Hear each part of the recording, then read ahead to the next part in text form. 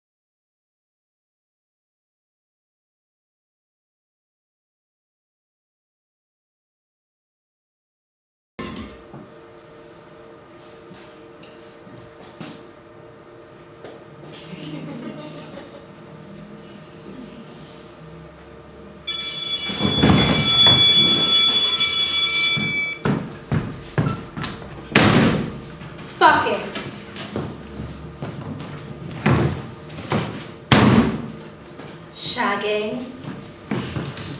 Screwing. Making love.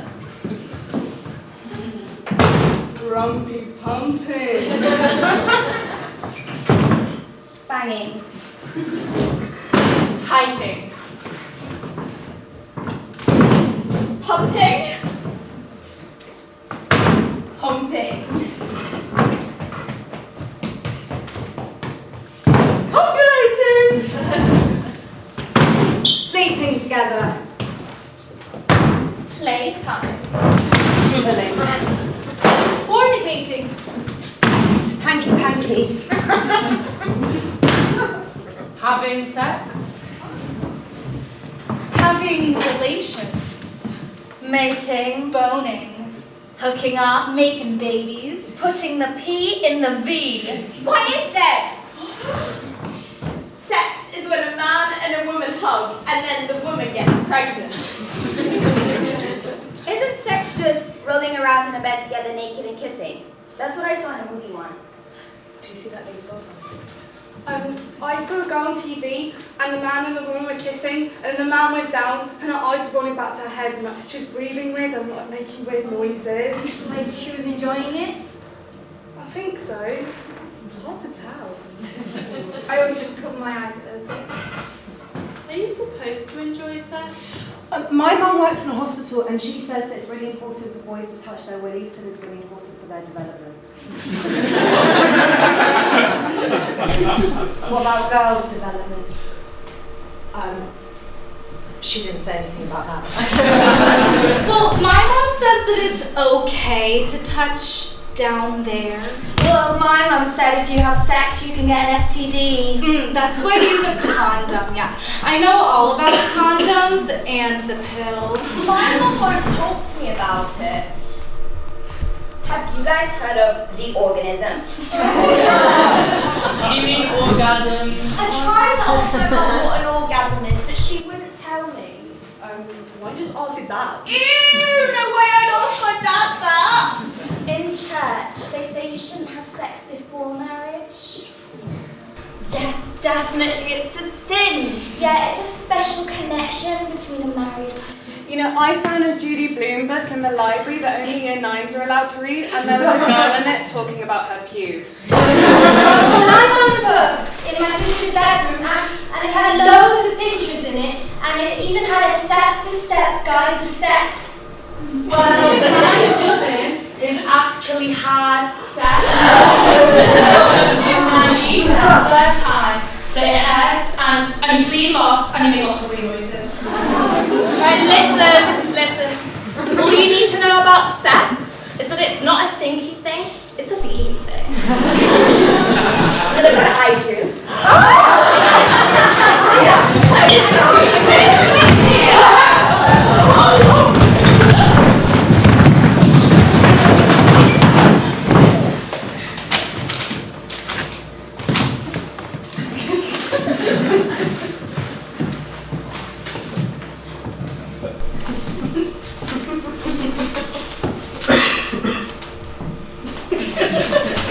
And what have you got there?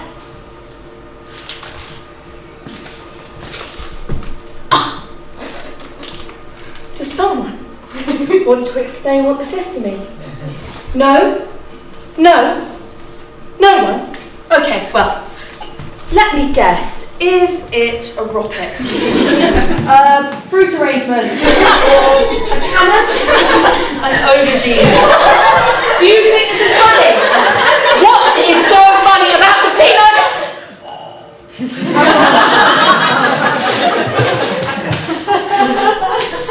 Honestly, I expected better from you young ladies. You two, fetch the diagrams and the rest of you, turn your seats around.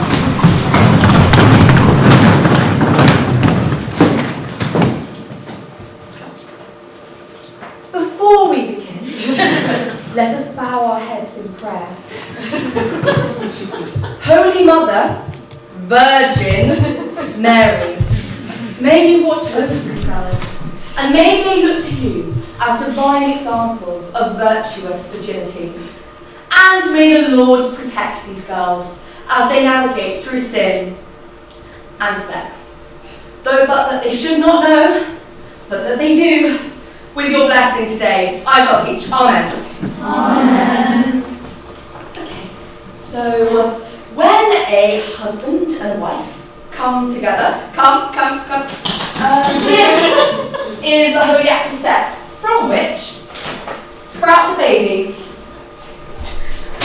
Okay, everyone, turn your chairs back around. And can you please turn to page 69 of today's reading by ELJ? Does that mean that sex? Back to your books. I had sex for the first time when I was a senior in high school with a girl I would later fall in love with on the day of prom. Very cliche. Before this, the only person I'd really dated was a guy, and he and I decided that we'd wait a while to have sex, but leading up to that, we hooked up a lot and did essentially everything other than penetration.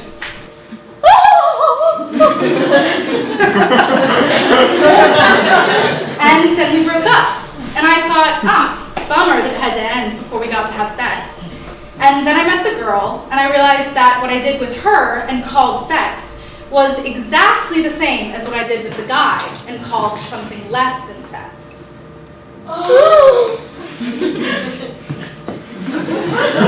And then I got very confused.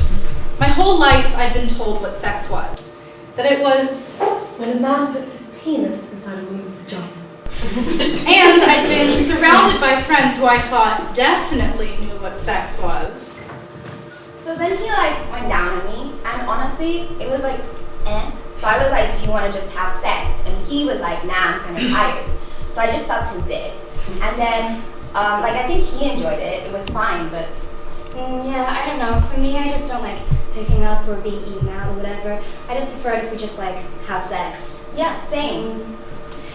And even though I knew from a young age that I was into women and men, and I knew that I would have sex with women, and I did the extensive independent research on how to have sex with women, I didn't really understand that it would change my perception of sex so much.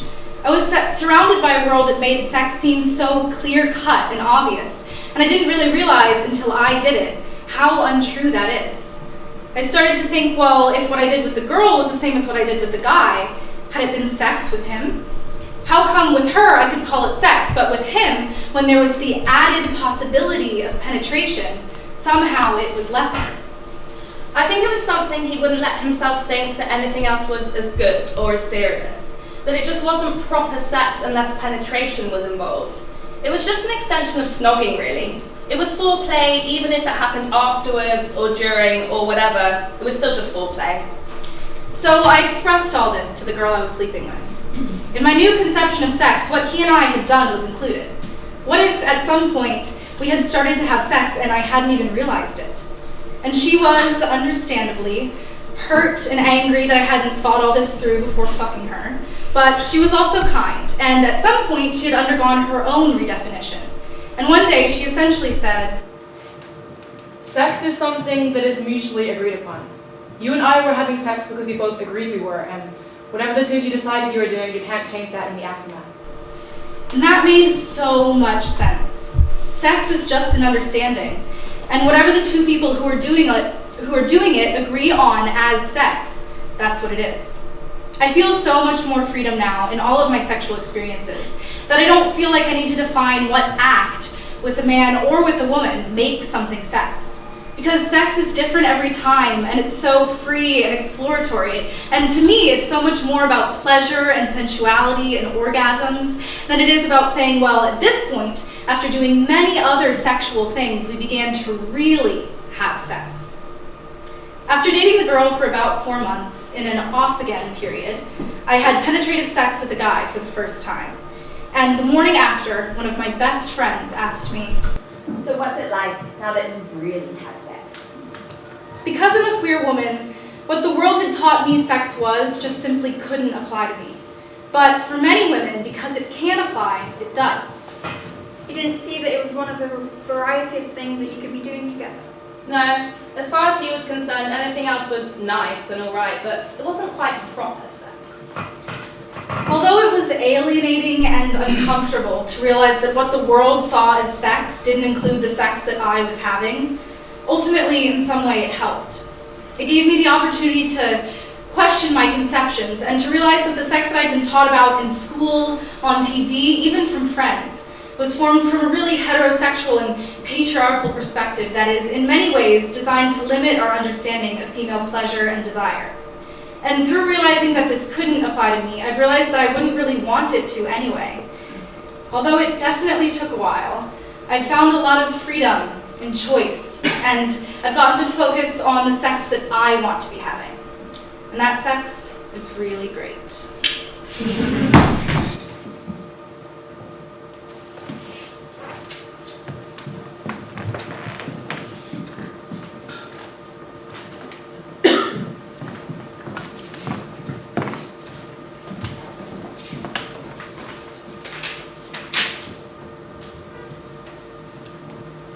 When I was in the 5th form, we had 2 consecutive Monday mornings. And the first Monday morning, all the boys went into the library, and someone from...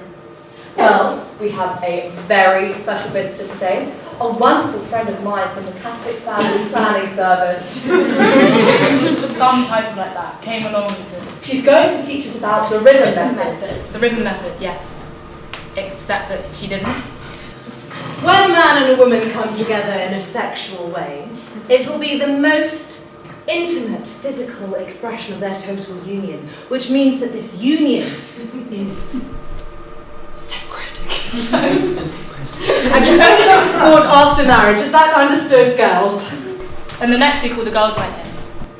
When you say she didn't, what do you mean? Well, all the girls went into the library, but she didn't actually tell us how any method of contraception worked at all. She just said, right. Now let's talk about contraception and the Catholic attitude towards it. So let's start with abortions. And she just started to describe abortion. In lurid terms?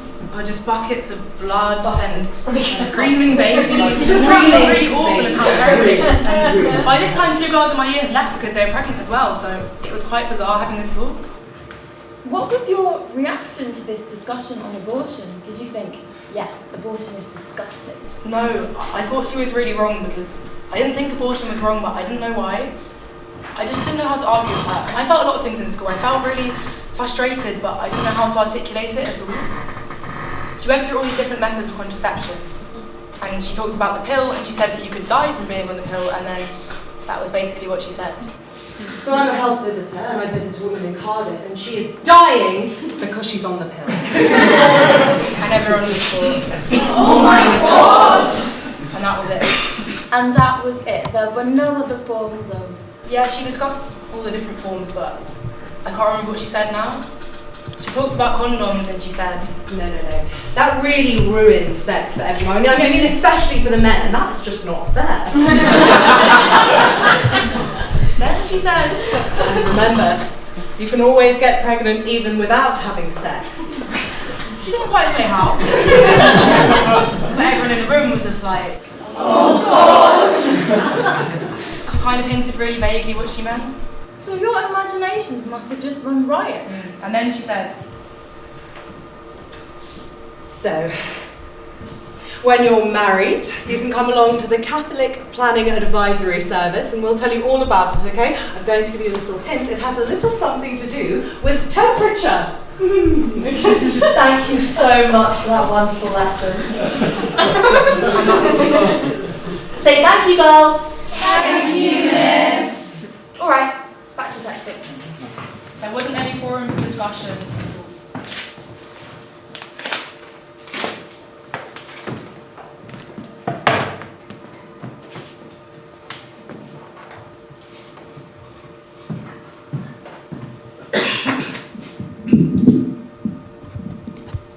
When you said that sex is the deepest way of connecting with someone, I thought that was so beautiful.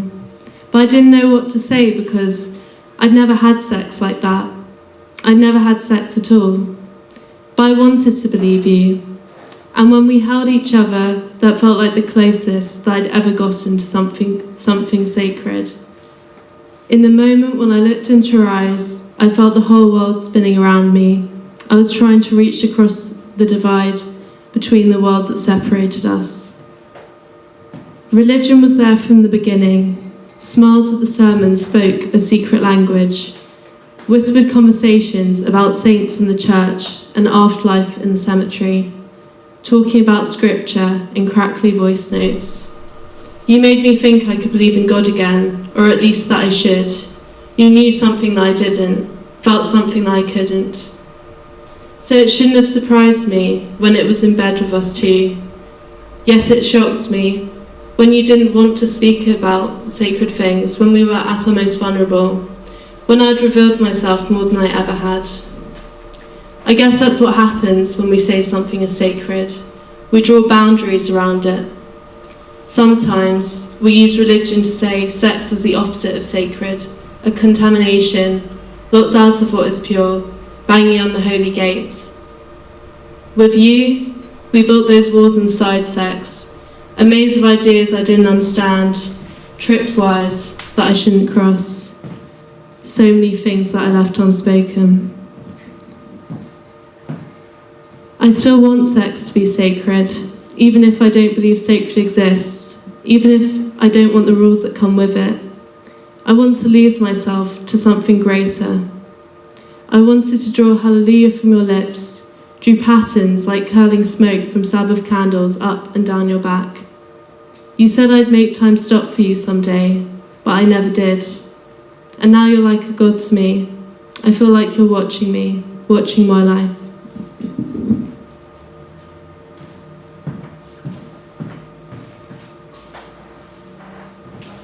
Right. Now, before we disperse, there's one more thing which we need to address.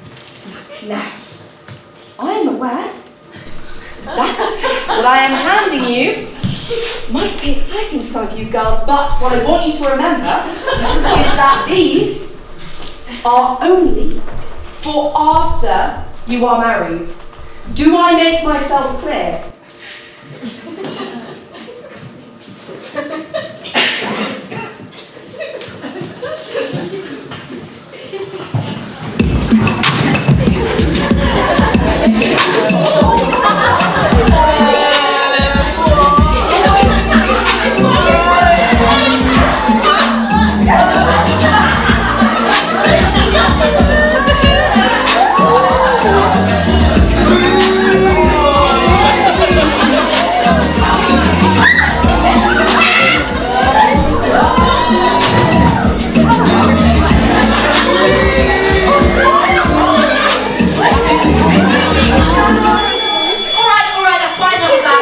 I'll see you tomorrow, the lesson's over.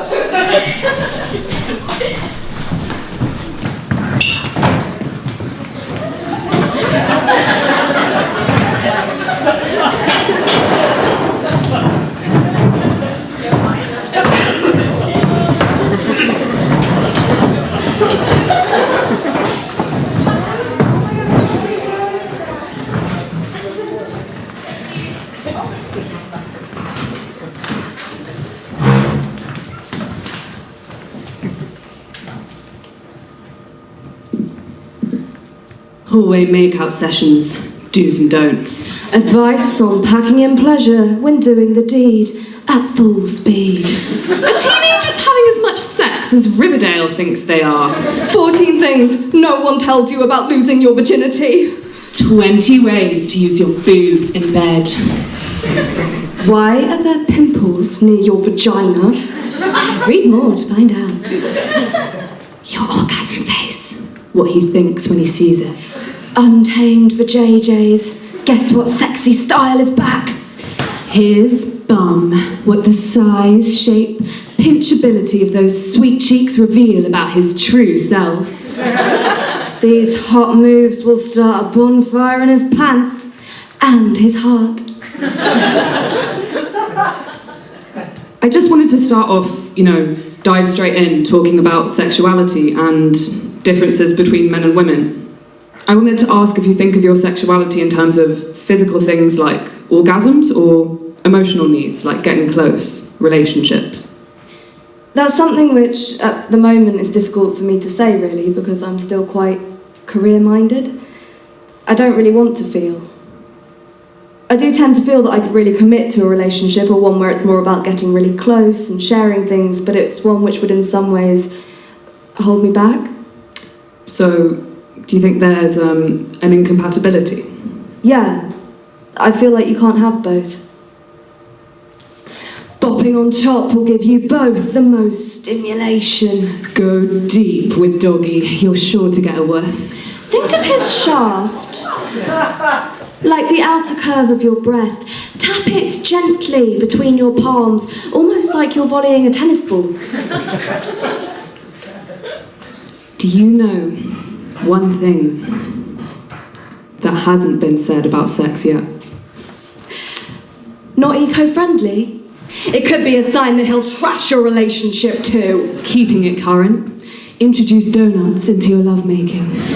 Sprinkle a little pepper underneath his nose right before he climaxes. Sneezing can feel really similar to an orgasm and amplify those feel-good effects. If he touches his belt, he definitely wants you.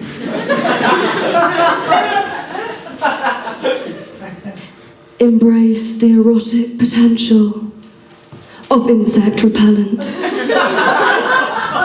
Now, Dr. Fleming advises against faking anything during sex, but sometimes it's inevitable.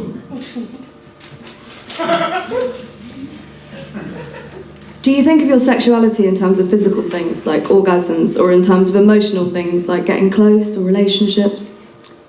I feel like it's quite a closed question, really. I think it's only recently I've been properly confronting what my sexuality means to me. And I think that binary thing of, well, it's either only a sexual, physical thing or an emotional thing, it's quite limiting, with women typically being consigned to one or the other. I'm trying to navigate having both, accepting both, and it being my own.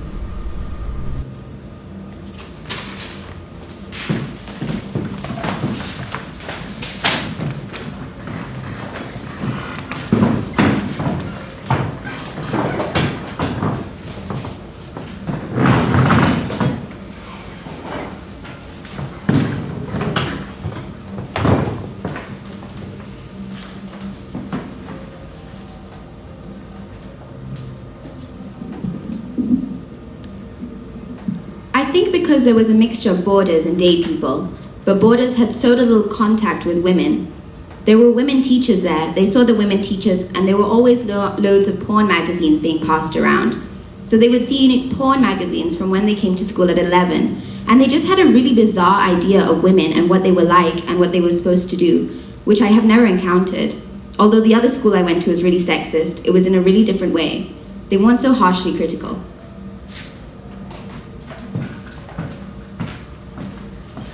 Oh, hello. I did.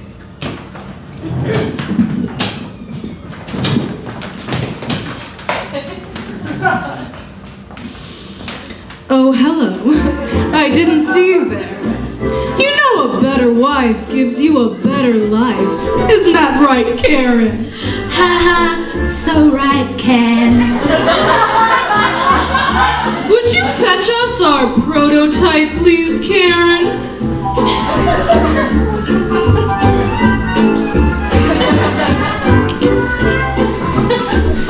Has your wife gotten tired? Are you sick of listening to the same old, moany, groany, fat bitch? PMS? Menopause? Please, give us a break. Has your wife stopped shaving her armpits and her vagina? Has she stopped wearing makeup and has she stopped watching what she eats? Actually, I don't really have much time for that because I've got a full-time job. Okay, that's enough out of you. Has she started complaining about all the shit she has to do? And is she always too tired to have sex? Please, what else has she got to do? Am I right, Karen? Ha ha, so right, Ken. Would you bring out Model A, please, Karen?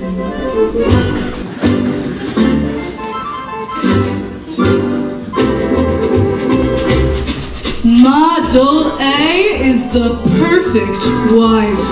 As you can see, she is completely hairless from the nose down, but she does have this beautiful head of hair. Now, hair like that doesn't come for free, and there are a number of products that you can purchase to keep her in tip-top condition for just £100 a month. Now, isn't that a bargain, Karen? What a steal, Ken. Model A, would you please talk us through a normal day with you as a wife? I get up before my husband, I put on my makeup, my heels, I wake him up with a blowjob, and then I make him steak and eggs. I get the kids up for school, I kiss them goodbye, I make their lunches, and then it's off to my job, where I am perfectly content making 18% less than my male colleagues, and you'll never hear me complain about getting groped in the lift. After working a full 13-hour day, I pick the kids up from school, I go get my arsehole bleached, I make a 3-course dinner, and then prepare for a raunchy night of anal sex, which I definitely enjoy every time.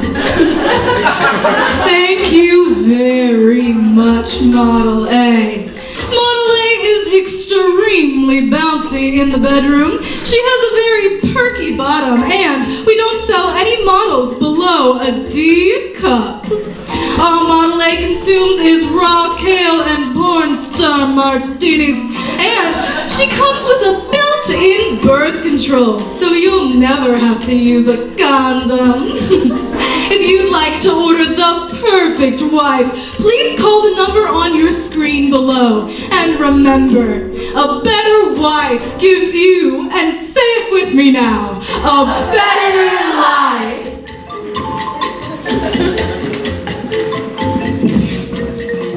Well, so beautiful, isn't it? Something I've not experienced myself yet, but honestly, I am dying to, and hopefully soon. In fact, I've been wanting to be in love since I can remember. The reason to blame? Movies. Well, specifically Bollywood movies. They're heavily romanticized, like to the point where you can't get a film without a hero and a heroine falling in love, regardless of what the film is about. So yeah, they're the reason for my very unrealistic expectation for falling in love. Like, sometimes I just imagine that when I do meet my special someone, it might just be a normal day in uni and I'm holding a lot of folders and oops, I dropped them down. So then I go to pick them up. But then I ended up accidentally touching hands with the boy who went to reach for them too. And then we stare into each other's eyes. And we can already picture our future together. Yeah. So, jumping to a few weeks later in our relationship, and we're just taking a stroll in this Manchester weather, and surprisingly it's cold outside. But get this, he takes his jacket off to keep me warm. But of course, every relationship has its ups and downs. So, we're already on our first breakup. But then, I get a text message saying, look outside. Look outside. And there he is, standing outside my window, begging for another chance. And oh, it's raining, of course. I just can't take all this love and promise to never leave his side again. Until we go through another breakup. But this time, it's serious. Like, to the point where I can't even stand to be in the same country as him. So there I am at the airport, ready to leave. But just before I can board the plane, he comes running towards me. Confesses his love. I love you! And even proposes to marry me! Yes, 1,000 times yes! Now, I don't know how he got past security without a boarding pass. But we'll just give over all the details for now, or any type of logic. And then it comes to our wedding.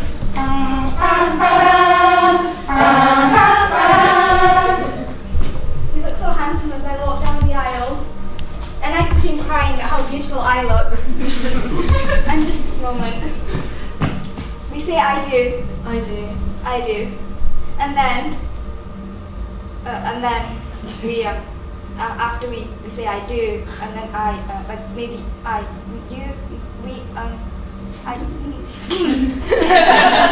don't know. They don't really show this part in movies. Crazy, right? I know, it's never gonna happen like that.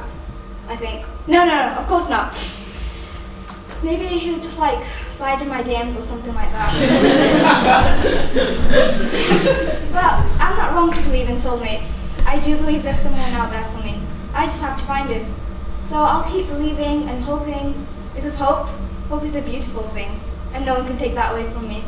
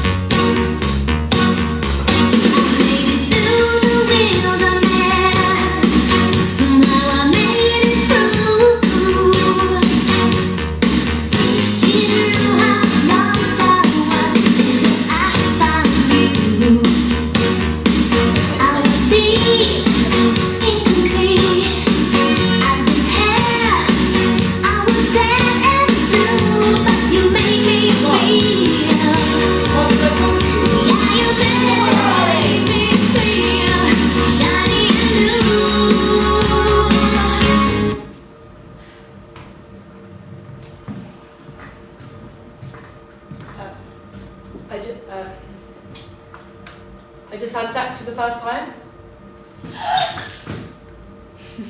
I guess it's good that you told me. I mean, you didn't have to tell me, but I suppose it's good you thought you could tell me. Were you safe? You used a condom protection. Well, I mean, I know, I'm sure you were safe. You're sensible, you know the right thing to do.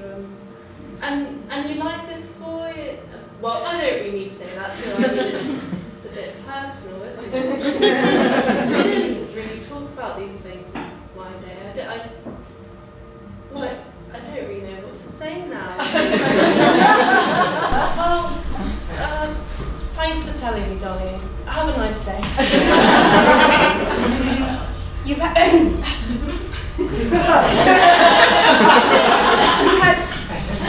sex? My poor baby doll. After everything your father and I have done for you, this is how you repay us? What will the neighbors think? Oh, it was that boy, wasn't it? I could tell from his eyes.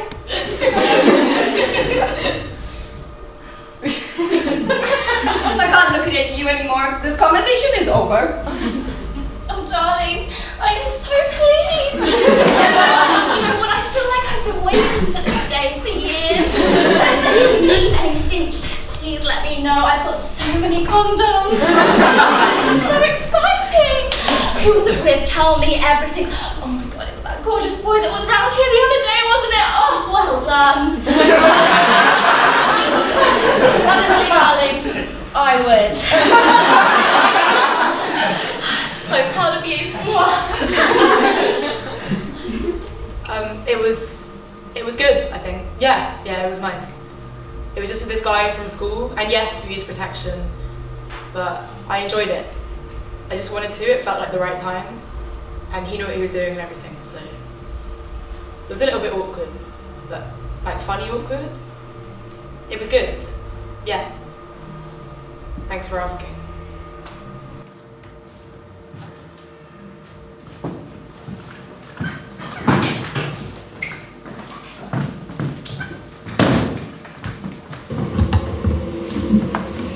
So how much influence has he had on you and the family? It is quite strange. I mean, when I was younger, he used to go on massively long trips. He was away for 3 years at a time, and then he started coastal work in England, so he was around much more often. And my sister has had a lot more problems with him, because she was the one who used to have screaming fits with him every Saturday, because she couldn't go out sort of thing. And I have managed to ease my way through that sort of thing. Is she older than you? Yes. But it's always been, Dad, can I go out with a bloke? No. Can we talk about it? No. Men are only after one thing. I mean, it has had quite a negative influence on me in terms of how I relate to men. I should think definitely. What is your mum's attitude? Is there a clash between your parents then? Oh, all the time. There has been quite a problem with that. She is much more, she is the sort of person I tell everything to. What is going on in my sex life and everything. The whole gamut. So there is quite a tension there, and she basically says we can do what we like as long as we're sensible. She says things like, well, I don't think this is a good idea, and we actually listen to her. So you respect her advice? Does she actually argue with your dad over your freedom? Yes.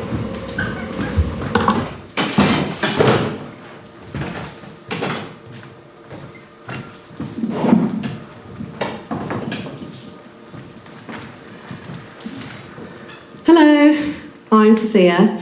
It's just going to be me and you guys for the next few minutes, lucky things. So I'm not sure if anyone here is from South East London, Woolwich Borough, and goes to Ferryview Clinic and sees Dr. Rosen. If you are, you'll know what I'm talking about. If you don't, you're just going to have to trust me when I say that me and my mum are really, really similar. And I'm like a little her. We look the same, we talk the same, like we say the same things. Yeah, she's like your cliche, she's like my best friend. And she's a GP and I have health anxiety. So like I'll call her up and be like, Mum, I think I have coronavirus. And she's like, you don't, shut the fuck up. I'm like, oh, okay, fine. So yeah, I tell her everything, but we just never ever talk about sex. It's just like something that has never crept up into conversation, and I think like now it's just a bit too much of a big subject. When I was younger, I was like, I kind of stuck out like a sore thumb. Like I was among this sea of like blonde, really skinny, really pretty little like girls, and like I was just kind of here like, hi. So boys were never a part of my like life when I was younger, and I don't think I wanted to talk to my mum about sex then, because I was like, oh my god, I'm so tragic, because like then boys validated me, but boys should never validate you, okay? Now, no, not a thing. So yeah, it didn't come up into conversation when I was kind of like younger, and then when I did have sex, it wasn't with a boyfriend. So like a lot of my friends had like lost their virginities to their boyfriends, and I didn't. It was just like this guy, which is fine, but then I was like, oh, how do I like approach that subject? That's kind of like really awkward, so I just left it. And then I started sleeping with a guy in an office that I worked in that my mum also works in, so there was like no chance we were going to approach the subject then. It was like no-go. So yeah, it's just not something that we talk about. And I think when I was like younger and first started having sex, that kind of like affected me. It made me like a little bit underconfident, and I think now it's fine. Like I've had sex with different people, I kind of know what I want, but I have this like nagging feeling that if it's going to be like a thing that I don't talk to my mum about, then it's just going to be like a weird thing for me. So I've decided either like this year or this decade. Like I don't know how long I'm going to need, because I'm a Libra, so like I don't like to like disturb the peace. So yeah, I don't know how long, but I'm going to start like talking to her a bit about sex. So like I like someone, so I've told her, so maybe she can like expect some like stories. So kind of like laying the foundations. But yeah, I don't really know what's going to happen. I'm excited to see if there is a women's theatre revival project in 10 years' time and you're all here and so am I, I'll let you know how it goes. Thank you.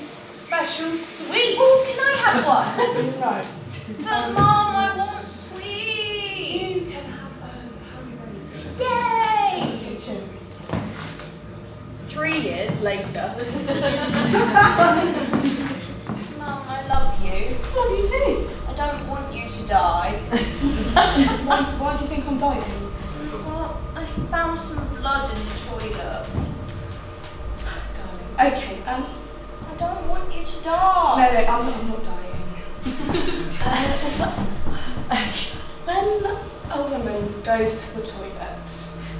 Sometimes there's some blood. No, don't worry. It happens when you're a bit older. How much older? You can be 9, 10, or 11. It's actually 13, 14 is about 15. 16. Okay, I'm going to go and watch the BBC. 6 years later.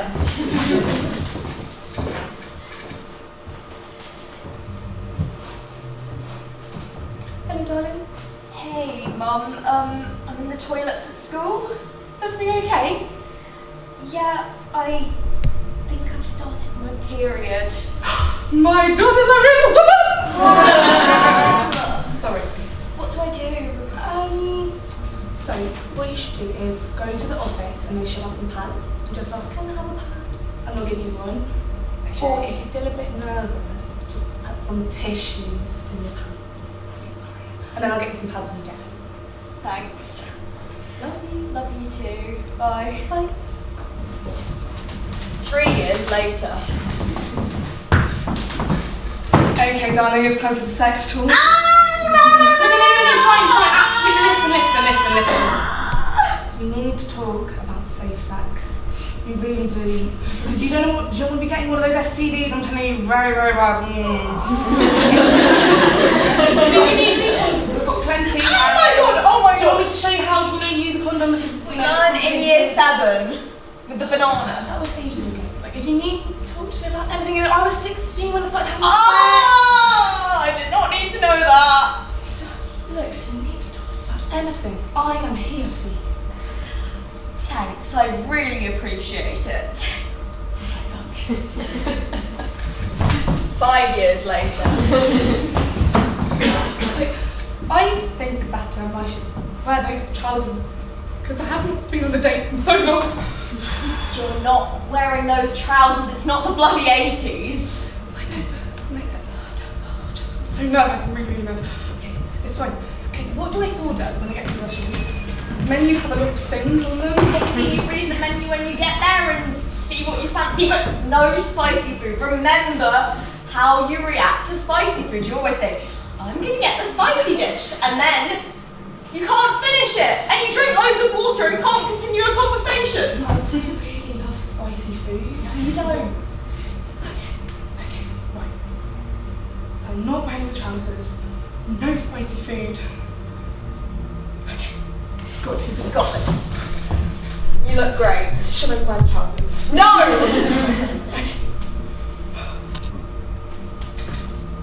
I love you. I love you too.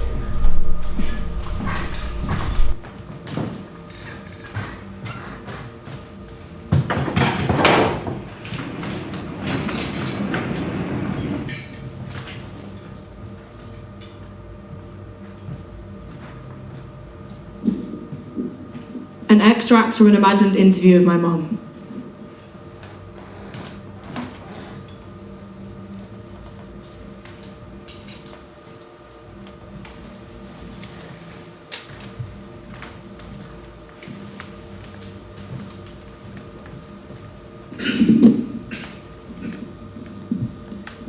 It was this fantastic evening, absolutely packed with people. It was just in someone's back garden on a back street in Accra in Ghana. There were about 70, 80 people, men and women too, which was nice. And plenty of them knew each other as well. Some not so much, but you could tell there's just this whole community that's being created. And I suppose it was an underground community, but still I was surprised how open it all was. The back gate was open and they passed around a microphone to speak. Later on, there were people dancing to loud music in the streets. They even posted it all on social media. To be honest, it was a revelation. A wonderful one, seeing all of these Ghanaian LGBT people turning up to come together in this space that's for them and unashamed as well. They wore unbuttoned flowery shirts, or dungarees without t-shirts underneath, or baggy jeans and bright trainers. They were being themselves and proudly, and some less so, a bit more reserved, a bit wary, but that was okay. And I think through the discussion, some people were saying things that they never said out loud before because there were people there who would listen, and it was a very positive space. There were all these really tricky, negative experiences, like the woman whose brother got teased at school because she seemed gay, or this man who never sings in church because his voice sounds too high, or this man who got beaten up by a group of random strangers for walking like a girl. But all of these stories were heard and respected, and people were praised for their bravery and for doing them. Like, I remember this one woman's story really stayed with me. She dressed differently, not girly enough, whatever that means. People started to make comments to see her as a bit different, because before this she'd been always pretending. She'd wear the clothes and behave like everyone wanted her to at home, and then hide clothes in her bag that she changed into as soon as she left and was able to become herself. I think eventually she was kicked out. And when people were sharing advice, the workshop was on empowering ourselves, so we tried to share a bit about that. And I remember she offered her own method, and she says, despite everything, every day she looks at herself in the mirror and says, "You are amazing. You are beautiful. You are enough."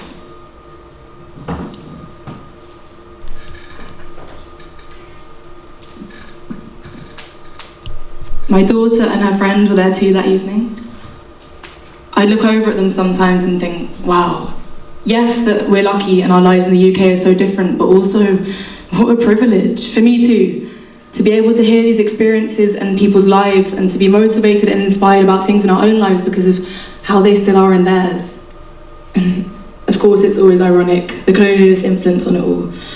Growing up in Ghana, you'd often hear all of this praise for the British because everyone is taught to think that way, but now the UK has same-sex marriage, and Ghana, a place where queerness was once normal and accepted in some communities, has so many people who can rarely be themselves because of hate.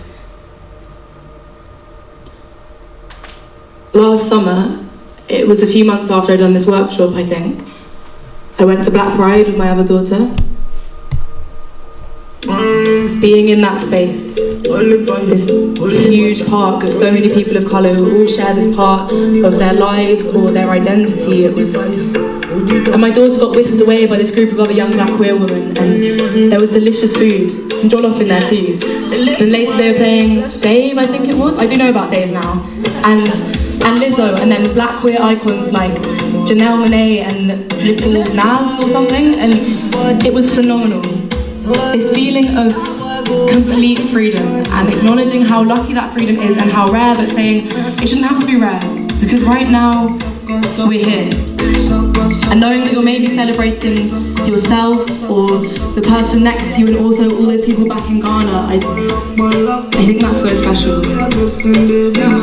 And being there with my daughters, them seeing what it is and what it was and what it can be to be yourself, that's the best. So many things we to do with your baby. Stop and get me plenty money. You know what you gotta do. She love for me, show me how to do. No doubt I'm the one for you. I'm the one gonna take me every time you do. Me body like Orodo. I'm a here for the matter for follow show. Yeah, yeah, yeah. Sucko, sucko, sucko, sucko, sucko, sucko, sucko, baby. Sucko, sucko, sucko, sucko, sucko. Yeah, me feel loco, loco, loco, loco.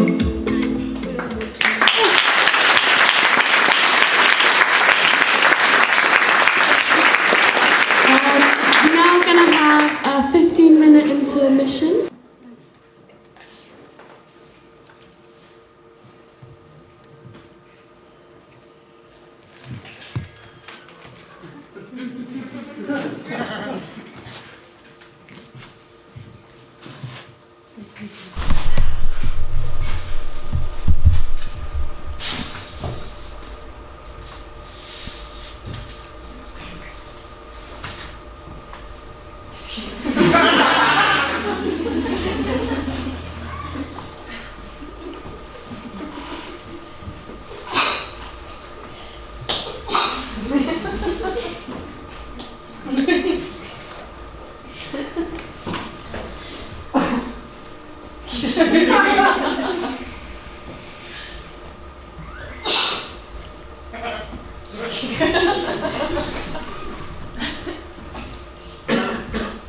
Spirits, come to me!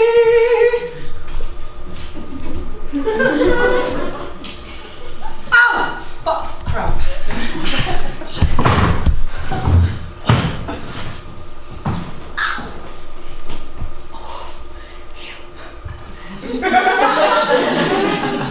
Heal. Heal. Heal.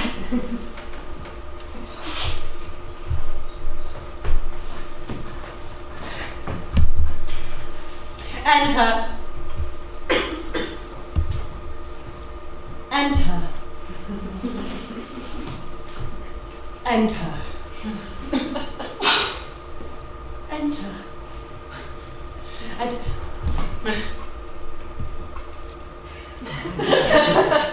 Jade. Yeah.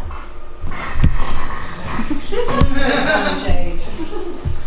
I want to start by letting you know that this is a safe, warm, welcoming, creative womb. And you and me, we're gonna go on a journey together, Jade. So are you ready? Let's begin.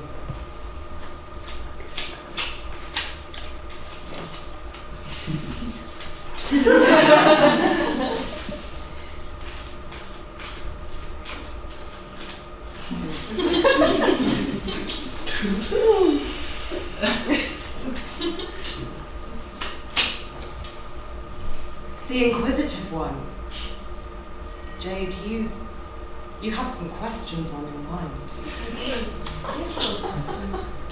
And the lover, so you're questioning yourself in love. Yeah, I am. The journey.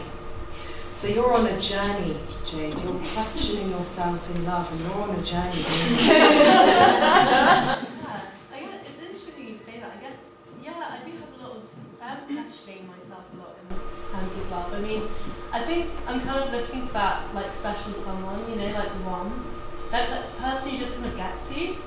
Like, for me, it's so hard to find people that I connect with, so this idea that I can find someone who just kind of understands me is so special.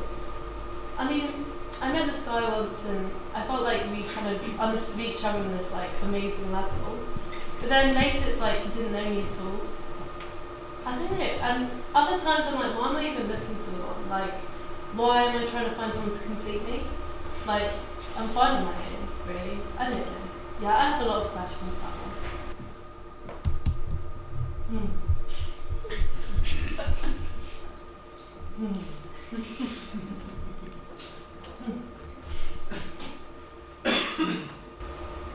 Well, Jade, as the third card shows us, you're on a journey. There's no place there. So you've just got to enjoy the journey. Okay? Okay, next! Just if you could leave a tip on the way up. Mags. Yes! How are you today, Mags? I am very well, thank you. Mags. I can see through that.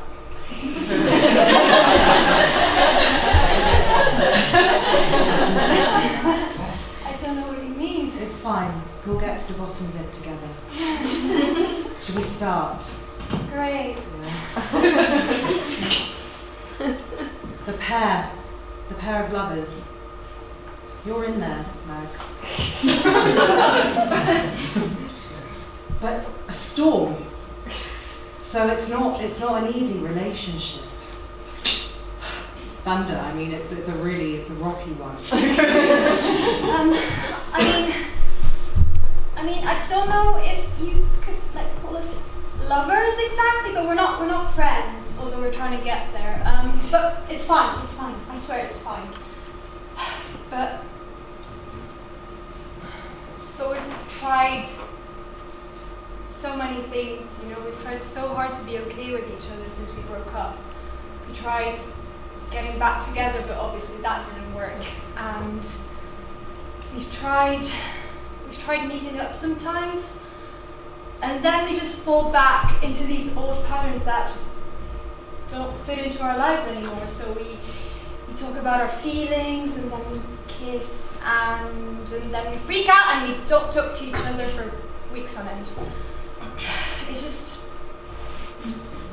I don't really know what to do, but it's so hard to just cut someone out of your life that was the center of it for so long, you know?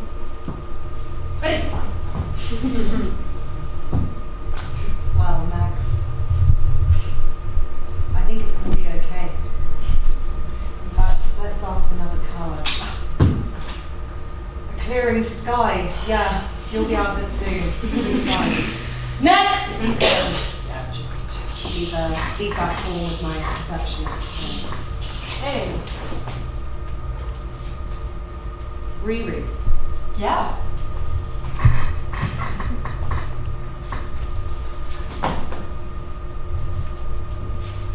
Did you just feel a change in energy as you sat down?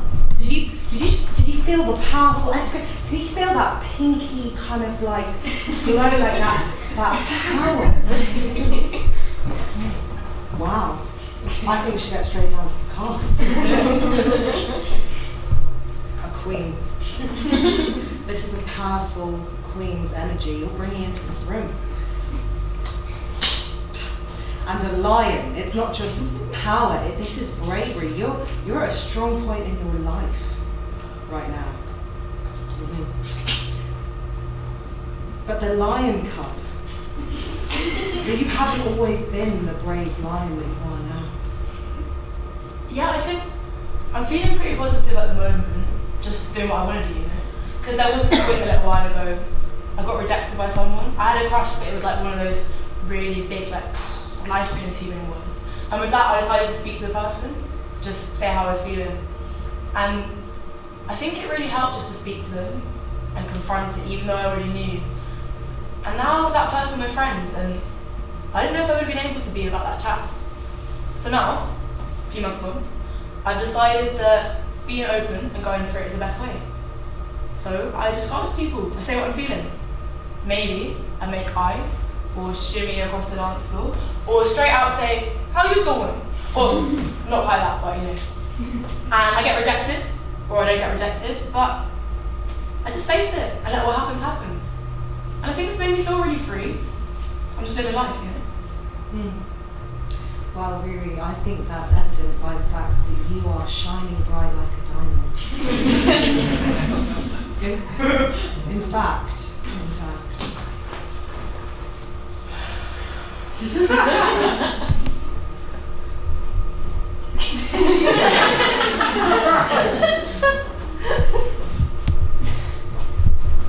I've just bottled up some of this energy. So whenever you're in a place where you start to doubt yourself, you open it up and you think, wow, that energy came from me. Wow. Okay. Thank you. Thank you very much.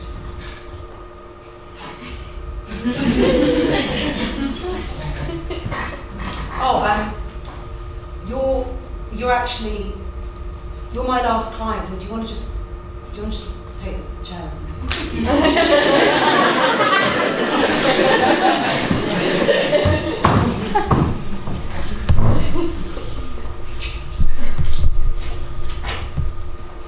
Oh my God. I swear to God, they get crazier and crazier each fucking time. Like, is love like real? Like, is that there? So, I don't know, hun, what are you, 19? Like,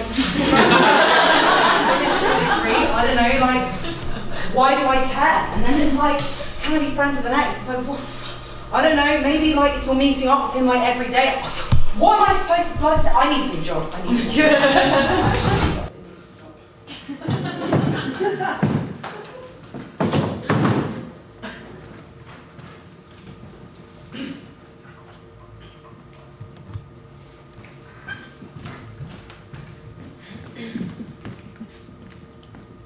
When you think about a guy you fancy, do you think about it in terms of lust, a physical thing? Yes, I do. It is a contradiction in me, and I think probably in most women. It is a feminist thing as well. I feel if I want that, that's what I want, the sort of bloke I want, then really that's okay. But at the same time, like the relationship I've got at the moment, it's not particularly fulfilling because it's basically all it is. And that throws up questions of, is it really worth it if there's not more communication and more caring in it? And I don't know.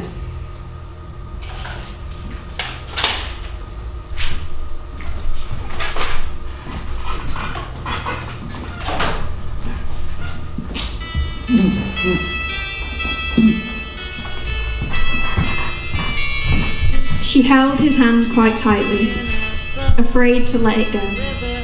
And with their hearts amongst the stars, how were they to know that the world around them was changing? Too much happening to keep track. With their heads up to the sky, there was no looking back. She crashed down, harder than she ever thought she could. She hadn't stopped and realised she had fallen in love. Young love doesn't last though, she'd hear a cynic say, but she knew this feeling was all too real to ever let slip away. The sky was a lot clearer now. She hadn't noticed that. It wasn't until she saw the reflection in his eyes that she took a step back. Everything was calmer, and the closeness was pure bliss. As he took her by the hand, she knew this was something she would miss.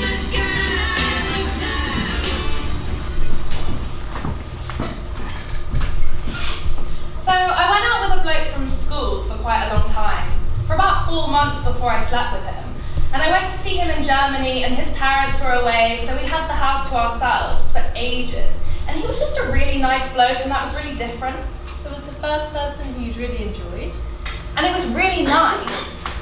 We just spent 2 weeks in the house, but looking back... You discovered it? Yeah, this is nice, I like this. And it was just this golden opportunity that neither of us were going to get again. A nice house in Germany with no parents, and it was just brilliant. Things like that age and where you are can make a huge difference rather than groping in the back seat of a car. To be able to discover yourself. I can remember laughing loads as well. Just having a really giggly time and being really quite uninhibited. Really very uninhibited at the beginning. And I just got used to walking around the house and making a cup of tea with no clothes on. And it was just really nice.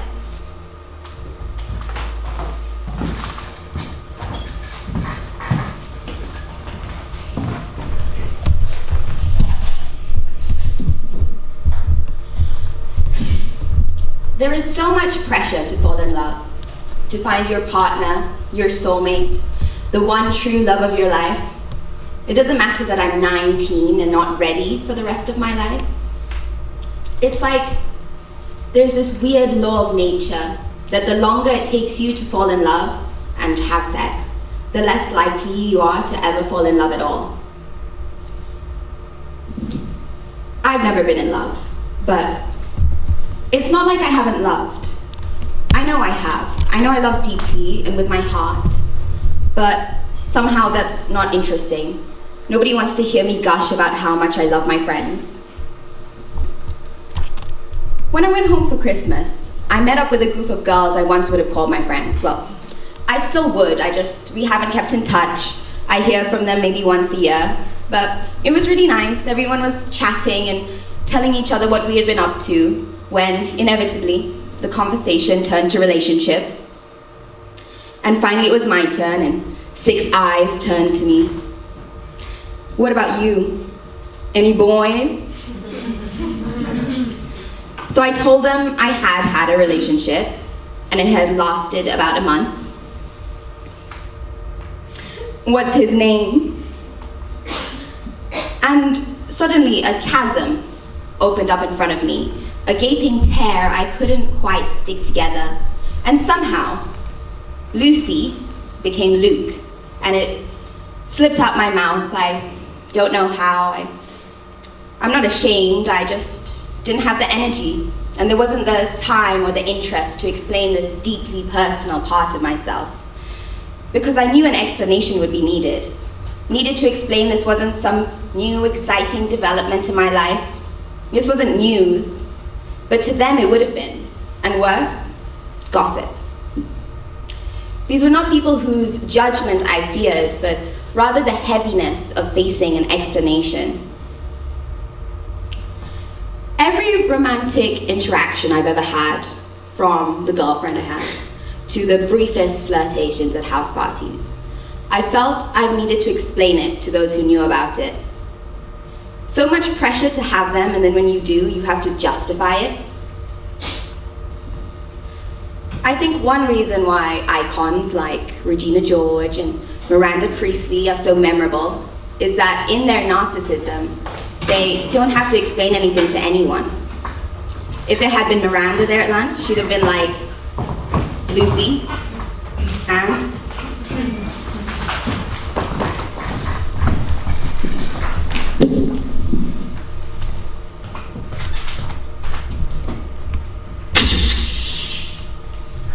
Oh, I actually really like this one. Okay.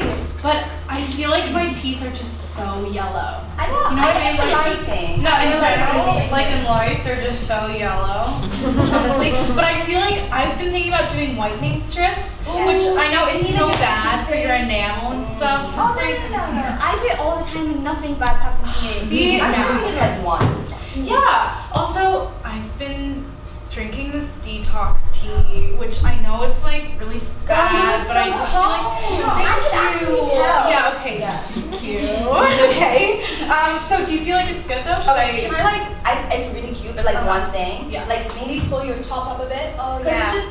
it's like a bit maybe. Really? You know, they're like okay. Tiny. Yeah. Okay. All right. Okay. Just a little bit. I'll just do your Okay. Yeah. Okay. Okay, Ooh, there. okay. So thank you. Laura May. Does she give head though? Yeah, I better be bare teethy still. She's got fangs. Fangs like Dracula, innit? Yeah. What are you talking about? This girl is a slice of heaven. 9.5. Nah, she's too skinny. It's a 4. Yeah. 4. Okay. Let's see it. I think it's decent. Oh, it's so cute. Yeah, it's really nice. But like, my hair looks really messy, don't you think? Honestly, I feel like if you just if you straightened it some mornings or Okay. you know what I mean, like You even can, just like- the top, it's just It can look really like chic and it's like so long. yeah, Okay, it's like, so yeah. pretty. Yeah. What about my skin though? It just looks so red. I think my acne is showing. You know, I got such a good concealer from Boots. It Oh, was like yeah. white, it was like £4. Honestly, I feel so like yeah. I feel like a little bit goes a long way. Like Yeah, just just over have a- like some of the or like honestly like a filter. I feel like just putting a filter smooths everything out. I mean, like, say what I did. If I want to, like, maybe just change your, like, facial expression a bit. Oh, like smile more? Or like maybe like like a pout, maybe like Yes, like like a a I gotta go. Or stick your tongue out. Just stick your. It's so do a cute. tongue. Just like Do do a a tongue. tongue. Tongue. Okay. Yeah. Try Yeah. with the tongue. That'd be so cute. Oh, okay. Yeah. Raw, cheeky tongue. Phil is a bit booky still. Yeah. Is she a dog though? Woof woof.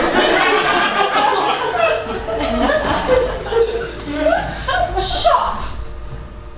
Her hair is softer than birdsong on a spring morning. You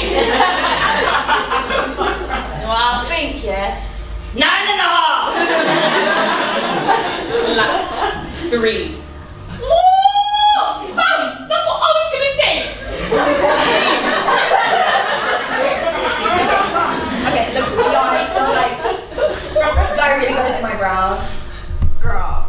I know it's bad. Honestly, I feel like It's if really you bad. just like in the middle, it would just look cleaner. You know what I mean? Like just like cleaner. You know, like if you just even just did a little wax. Yeah, before it you could just doesn't be even cleaner. hurt. Yeah. Okay, but look at my butt though. Woo! Always looking good, like so good. I did like Yeah. squats. I know. Your ass is amazing. And honestly, if you like turn around and then like look back, Oh, the butt yeah. out a bit, And then maybe even like take your arms and take the boobs and then just like, I'll do it for you. Yeah, no worries. Woo! Bitch, too much cushion for the pushing. Yeah, me too!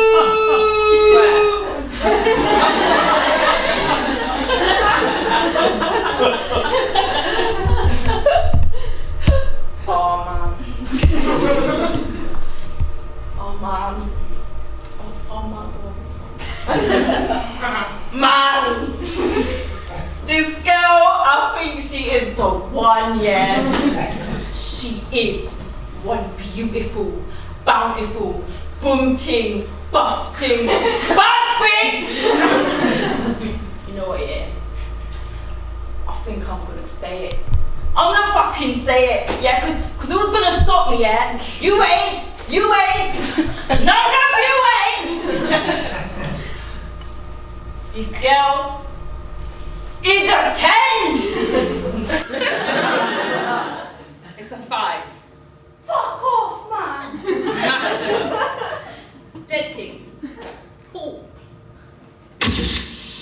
Oh, you look so good. It's such a 10.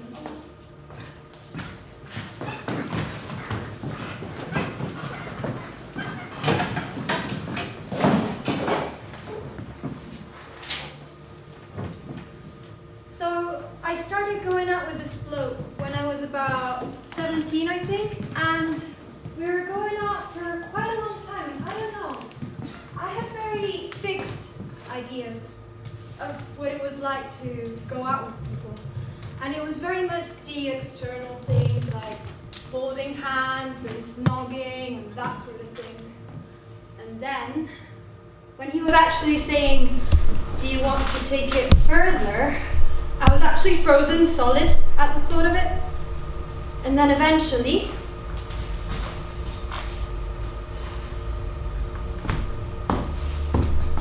I unwound a bit. And it was so different from what I had imagined. I was just so detached from it. And I was just thinking, well, this is what happens then. He goes up and down and things like that. And the actual physicality of it was quite a shock. Like when you see it on television and you read it about it in romantic novels and that sort of thing, it's just something completely different. And did it have any relation to how you felt about your body at that age?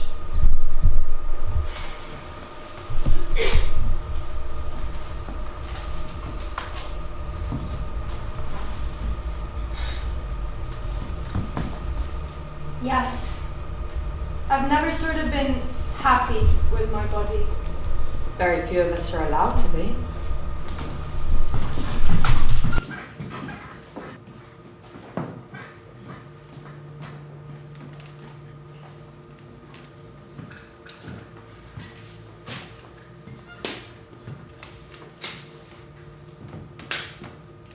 Do you think it's quite difficult being young, free and single? Do you feel pressure on you now? I think so, yeah. Because a lot of my friends, well, most of them are in steady relationships. It doesn't put me off that much though, because I think I've only seen about one relationship that I thought I wouldn't mind being in. Mostly I've thought, oh my god, why are you in that? How important is having a relationship? What sort of priorities in your life? No, I'm quite happy on my own usually, but there's always that feeling, who do I fancy? It'd be quite nice, but it just feels more of a burden being in a relationship. I found that the whole time. That's why they've only lasted like 6 weeks generally, because I prefer to do my own thing really. That might just be to do with blokes not being... It's probably a mixture. Do you think there's pressure on women to always be in a relationship? I think there is, yeah. Definitely. I don't know anyone who doesn't feel that.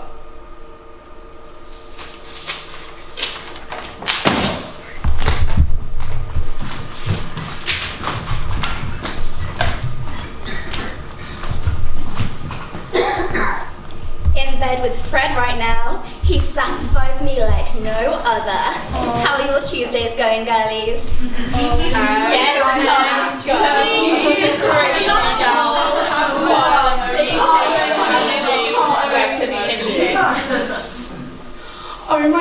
guys, I'm going on a date with George tonight. And what do you think of my outfit? You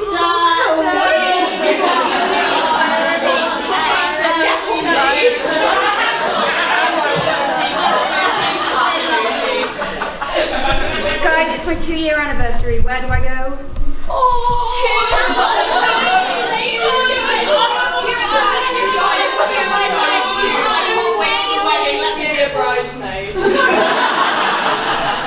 So guys, I got off with 3 different boys last night.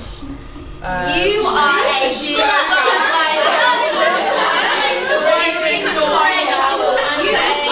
literally amazing. Hashtag feminism. Hey guys, so I had a really good day yesterday. So I got up early, went to the gym, get them gains, then I got home, made an omelette, and then I just stayed in bed and watched the film. Guys, I'm just so happy. I had the best day ever. Praying for you. I'll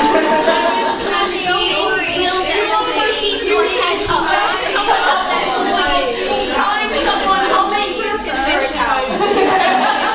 emoji. People make sex seem like it's this massive thing, but it just isn't. Like, they say a lad prefers you to be a virgin, yet they'll make out you're a freak if you're a virgin too. It doesn't make sense. If you've slept with loads of people, you're a slag, but if you're a virgin, you're frigid. Why? These double standards make me not want to put myself out there, but wouldn't that make me more of a freak, avoiding it all? Who knows? I just think people should do what they like with who they like. It's your body after all. Thanks for that, guys. I'll give that a think, I guess. I'll speak to you later.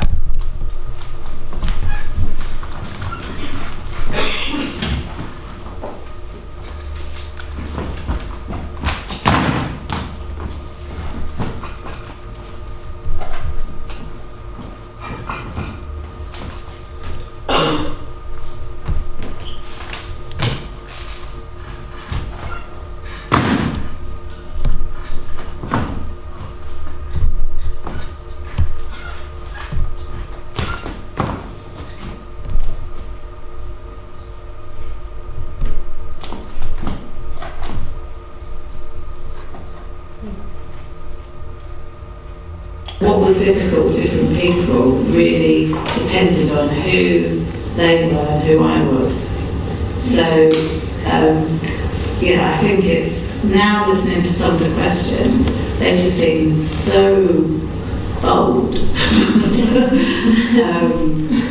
But I don't think I would have asked a question that felt wrong, but I would always probably pushed it, because that was the nature of trying to do research. But I would not have really overstepped the line, because I've seen examples where I can't do it, where I'm like, really find it hard to ask a question. So I guess it's a kind of barometer really between me and that person about what is it possible to talk about. What do you think about the prospect of other partners, of having other relationships? Do you find it ideal that you should find someone you're sexually compatible with? In terms of the way you feel about that now? Do you find that a daunting task? Did you feel any guilt about not wanting to have penetration in terms of feeling that a man had to? Do you think you're less likely to have a quick fling, whereas before you would have, but now you're at risk, so are you less likely? Yes. Did you achieve orgasm in that period without intercourse? The sexual relationships you've had in the past, have you found that's okay? People you've had relationships with have accepted that perhaps you don't want to have penetration.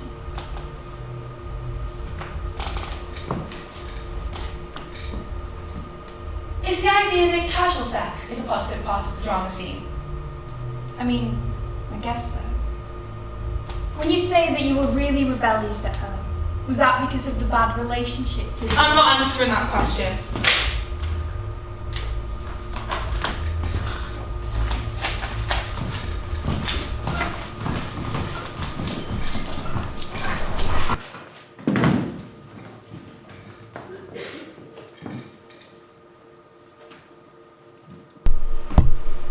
When was the first time you can remember hearing about AIDS? Probably watching the news when I was in upper sixth. So that would have been about 1985. What was your reaction to it? Oh, it was all just to do with gay men and nothing at all to do with me. I thought it was quite horrific and all the rest of it. I just thought it was really bad, but it was never anything that was going to touch me at all. What was the first time that you thought it might have something to do with you, or was relevant to you? Quite shamefully, a long time after that. It was when I started seeing this bloke in Manchester about 2 years ago, who was bisexual, and that was the first time I thought about it, and then I thought I really wanted to use condoms, because before then I'd been on the pill for a bit, and then I got a diaphragm, but I just never got the hang of it, and I couldn't use it at all. So I just stayed on the pill, and this bloke and I decided I was definitely going to use condoms. Breathe.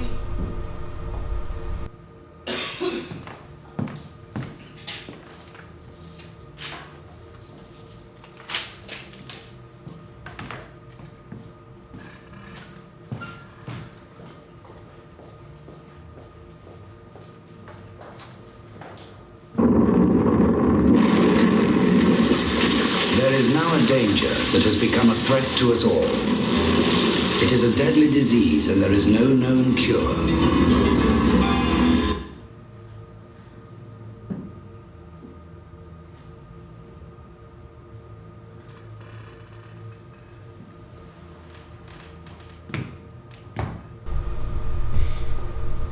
I'm going to take my vagina. Hang on. I'm taking my vagina. Can't take your vagina. I'm taking my vagina. You can't take a gap. My vagina is an organ. My vagina is not a gap. How fucking dare you? You were lucky to be anywhere near my organ. Oh, your organ is on my organ. My organ is on your organ. It's on my big, hard organ. It's all over it. Yeah. I'm pushing. And I'm pushing back. And I'm pushing. And I'm slamming it back down with my organ. And I'm enveloping you. Like, as in, I'm surrounding you. Oh, surround me. Okay. Consuming you. Baby, consume me. Don't call me baby. I am gorging on you. I am making you my dildo. I am suffocating and drowning and overwhelming you with my giant organ. Well, it's because I am scissoring you. I am fucking scissoring you to bits. I am scissoring and slicing you. I'm screwing you.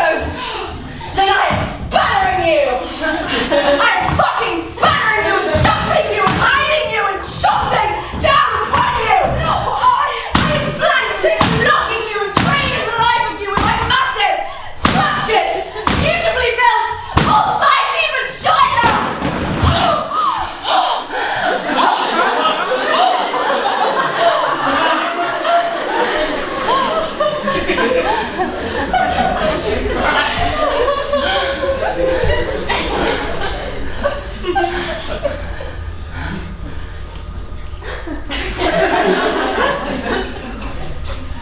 All right? You all right? No? No?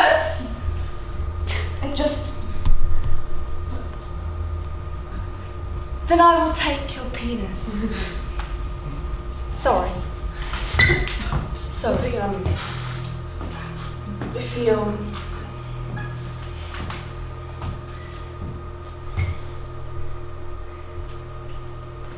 Then I will take my vagina off your penis. Okay?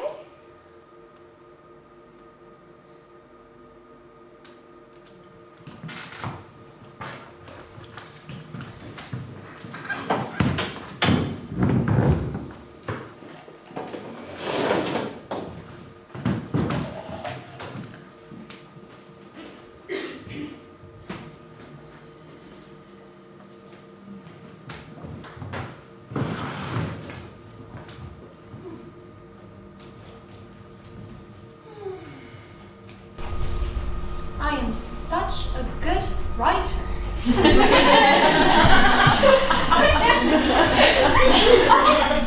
My phone is vibrating. What if it isn't my editor? Yes, I am just finishing up right now.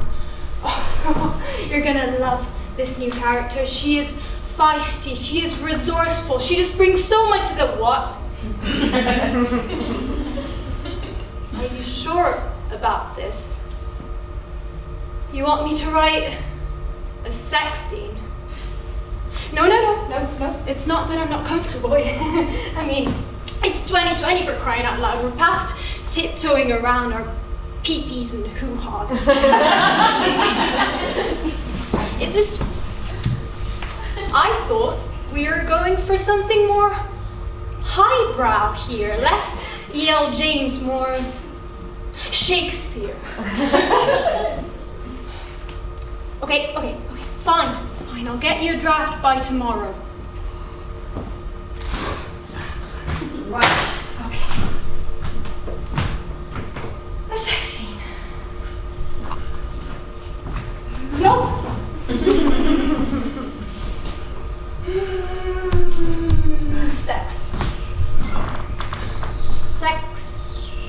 Sexy sex.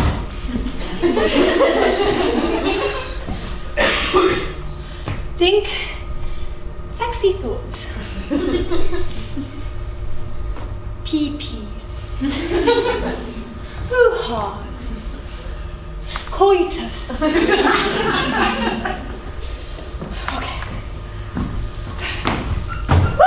Alright. And suddenly, although she and her co-worker had a lovely platonic friendship cemented by years of mutual respect and collaboration. And although she was a career-minded and busy woman who frankly did not have time for a man, she had a sudden urge to rip off his trousers and give him a nice big blowjob. She could not resist her violent desire for his member. Shaft. Testicles? As she leapt into his arms, she felt.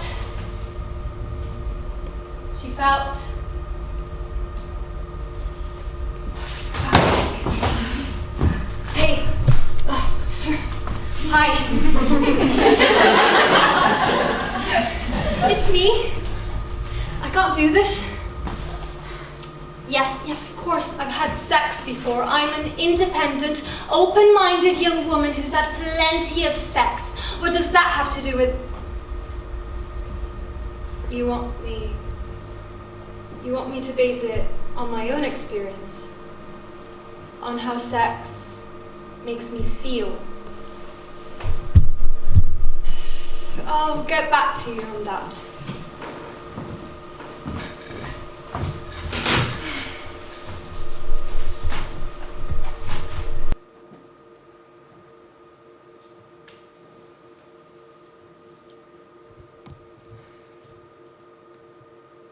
Cinderella was the most hideous girl in the whole wide world.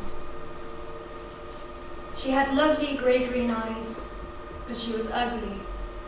She had thick, brown eyebrows that were suddenly all the rage around her 20s, but she was ugly. The scars on her legs and arms and face had mostly faded, but she was ugly. Cinderella went on an adventure. It felt more like an ordeal. She watched her friends crushed under the weight of that quest, one by one, by their Prince Charmings in the comfort of their own homes, in the middle of discovering that they were born to be queens. Cinderella had a prince. When it was the two of them together, she could bear to look at herself in the magic mirror. They looked good side by side, naked and drowsy with summer sex. And still, Cinderella would have given anything to be in someone else's glass slippers. A body, my kingdom for a body. A skin not damaged, a back not curved with cowering, a head not haunted. Cinderella is living an ordeal. But sometimes, on rare, precious mornings, her ugly body gifts her with an orgasm. I love you, she whispers to him. I love you, I love you, I love you.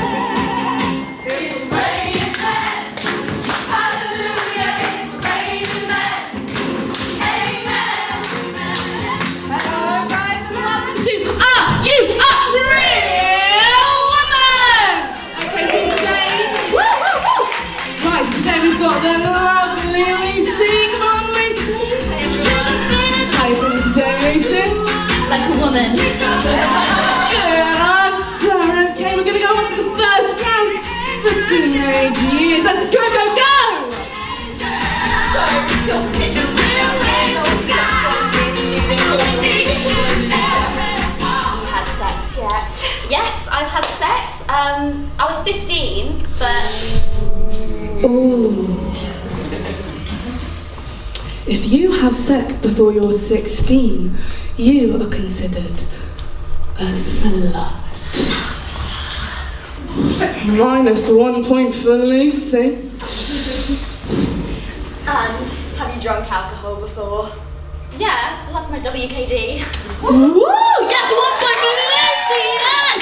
Okay, let's go on to the next round. The university year. University, freshest week. Picture the scene. How many people have you smashed? What is your body count? Well, I'm not really like into that sort of thing, you know, all power to anyone that is. And also I was kind of thinking that I might not just be into boys as well, so I was kind of hoping not, you know, do you know what I mean? Just... Okay. Shh. That's fine. But that's not real sex.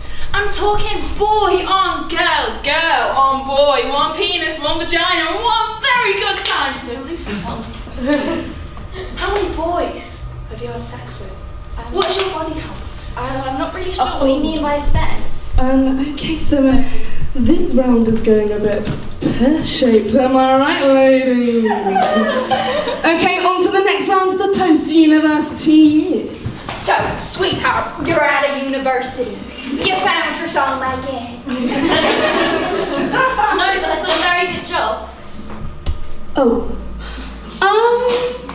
Okay, let's do a quick fire round. Let's go. You're 27 years old. Are you engaged yet?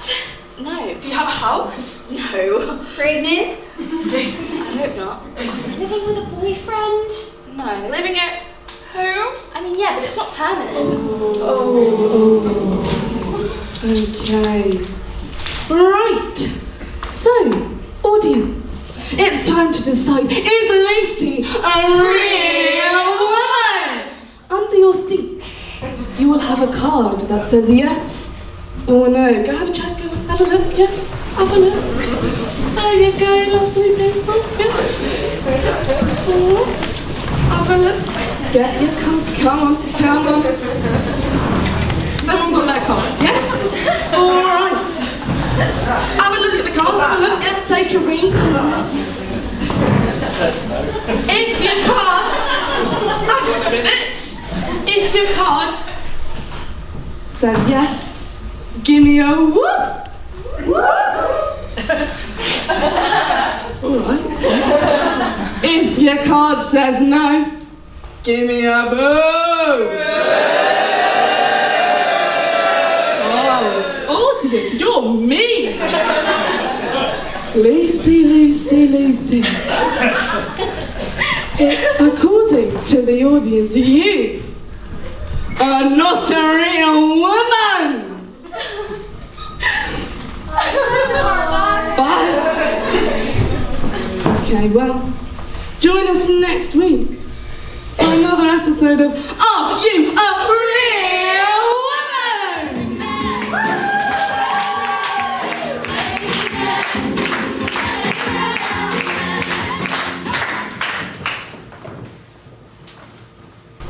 Single, stuck in purgatory, thirsty in the middle of a bare desert, needing to get out. Single, never a moment to rest, always on the prowl for a potential mate. Single, Gatsby on his dock, reaching out for the green light, never quite grasping it. Single, turtle retreating into her shell at the slightest hint of passion. Single, a quiz I take reveals my future on my own. The world comes crashing down. Single, I'm so alone. I'm going to die alone. I'm single, and for the first time in my life, I'm okay with that. From when I was 12, I wanted to be in a relationship. Looking back on it now, it couldn't be more blatantly obvious. I was just doing it to be like everyone else.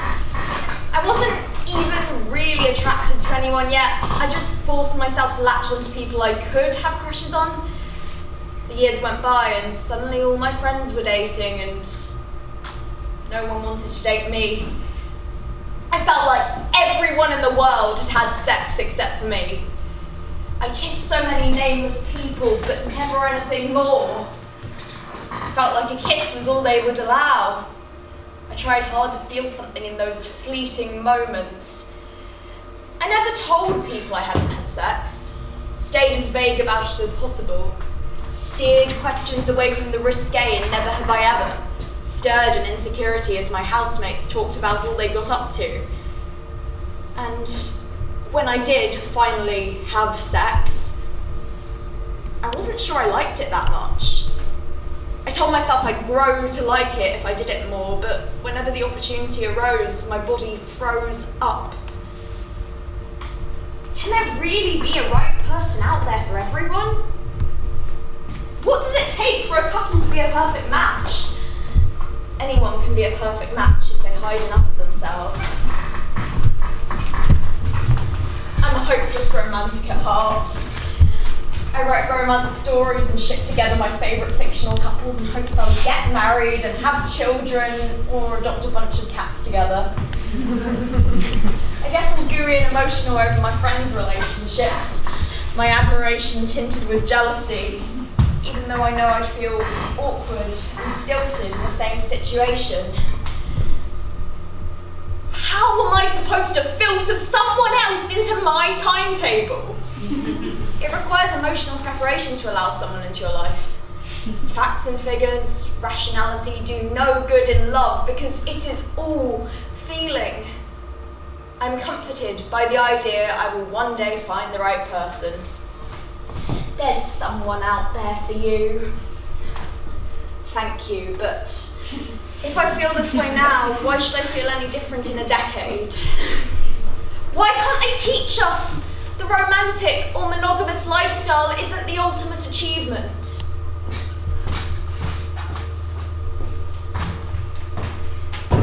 Single. Something I know logically isn't a bad thing, and maybe one day my heart will know it too. Single. Not an absence. Not incomplete. I am whole.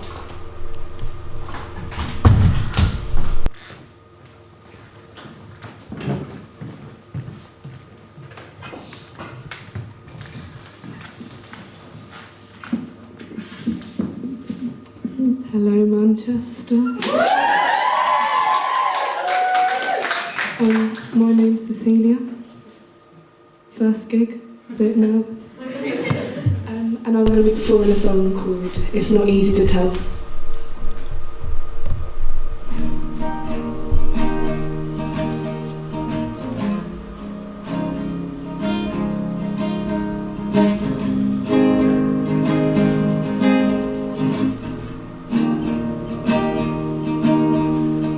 Maybe if I saw myself differently, look through someone else's eyes just to see the perspective,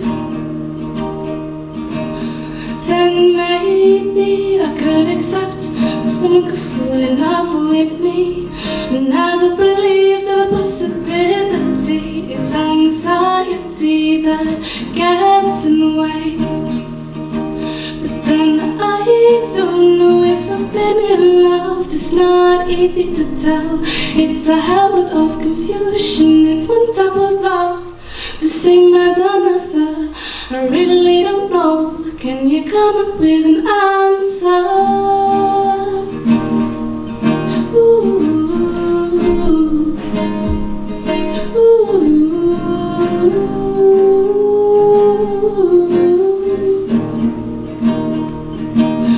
From a young age, a girl is told she will have to meet the boy of her dreams for to be happy. But that's not true. You see, I've realized that for me, it's not all about the guys. Society still has to normalize, and I like girls too. See, I still don't know if I've been in love. It's not easy to tell. It's a hell of confusion. But I guess one thing that I can say is the love you feel is yours, and no one can take that away from you.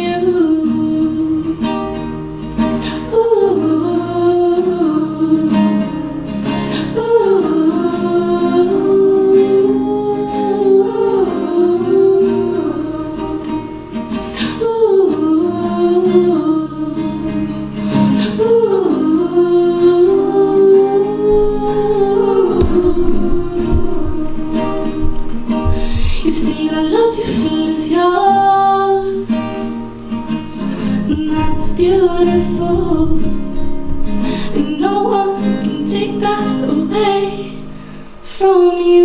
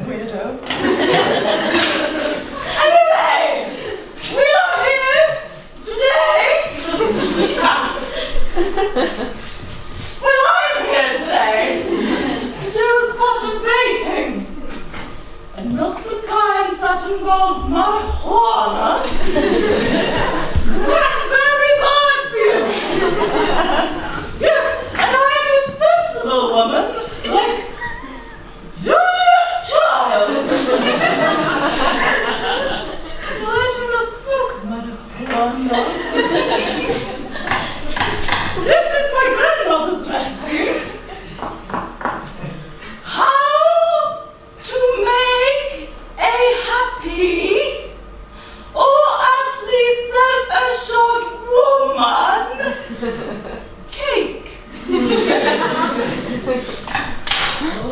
Grandma. Bring it the fuck on.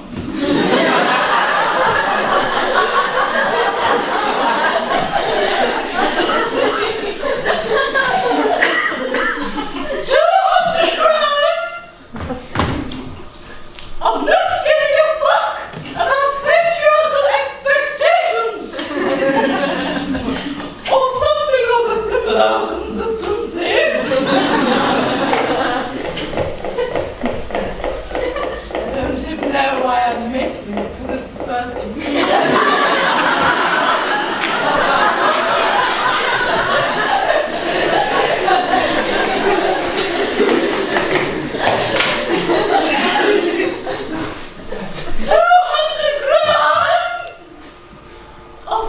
Laughing with your best mate. Fantastic stuff.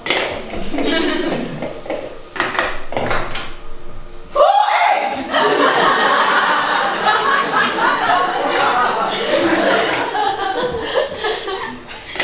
Eggshells are all! For the extra roughage or protein or whatever. I love a bit of a crunchy eggshell. It's my favourite snack as a child. Yes, I used to eat them on trains.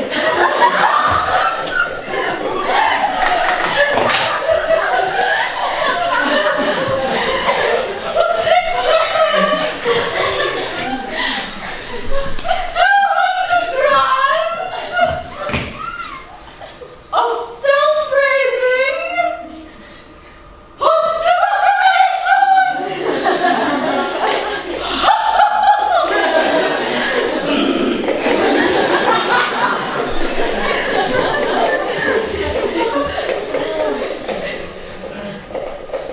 Oh, I can feel my eye makeup running. But you didn't need to know that.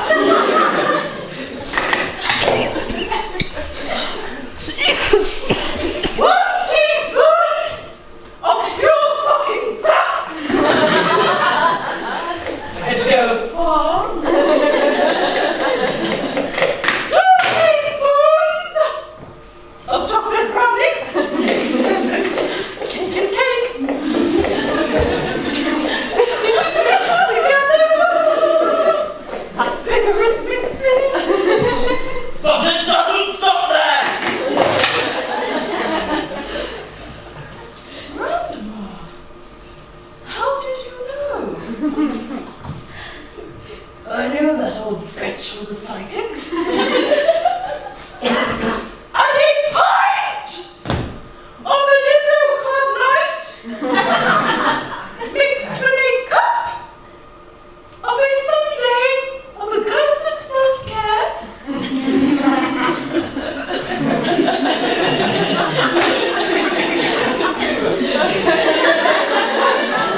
It hasn't got enough sexy time! Wow, it all fits in this one tiny bowl!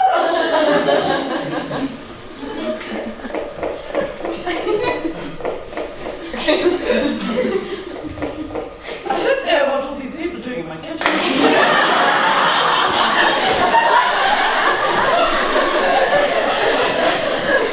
Yes! And none of you stop grinning on breaking it. What the fuck? 4 eggs! Eggshells and all!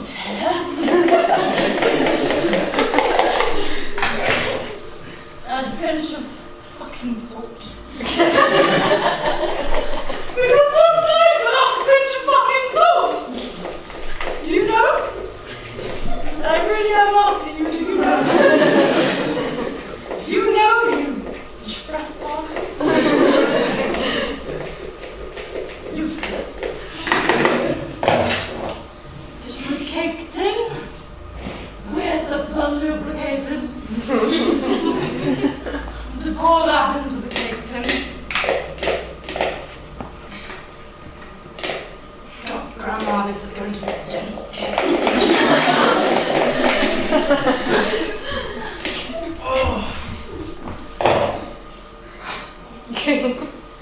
Get off the spoon!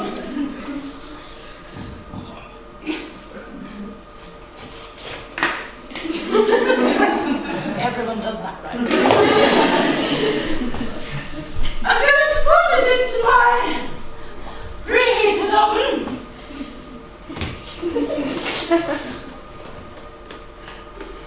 Wow, it's done already!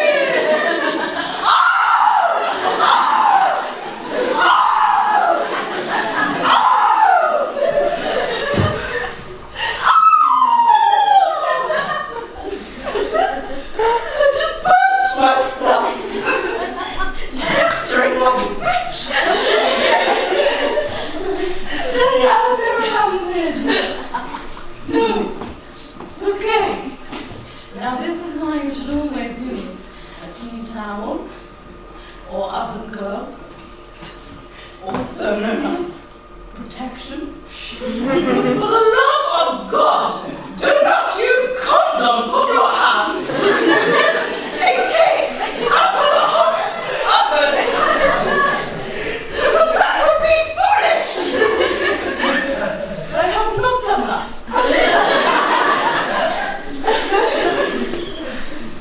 Try again. What a lovely cake! I'm going to go and eat the whole bloody thing in my room all by myself, and I will become a happy, or at least self-assured woman. Because after all, you are what you eat. You could have had a bad bitch.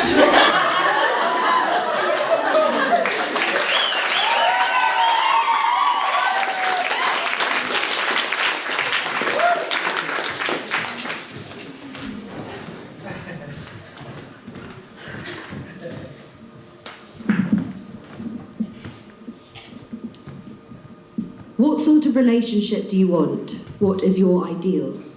My tendency is to go for people that I find very interesting, rather than necessarily total lust sort of thing. I think the ideal would be to have some support, but a lot of independence. Really a lot, because I need it anyway.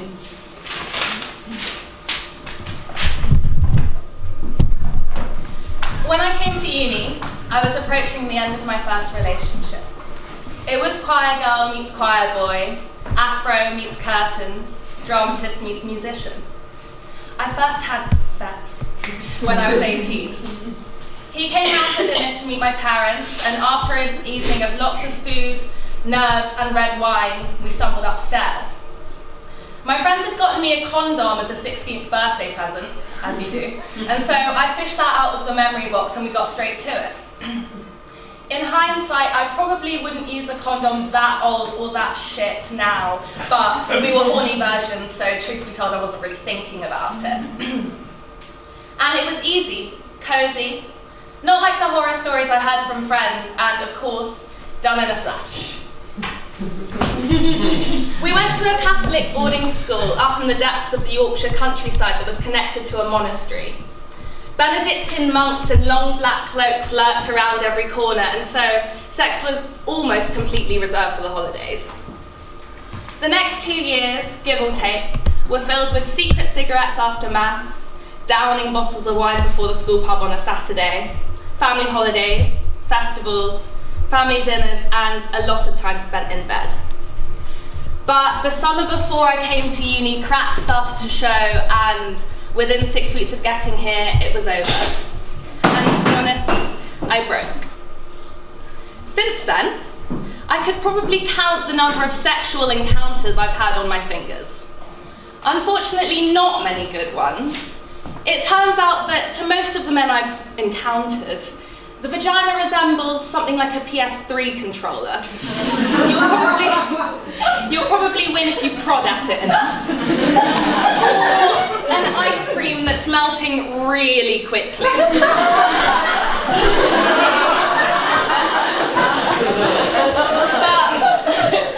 But there are many things that I can't count.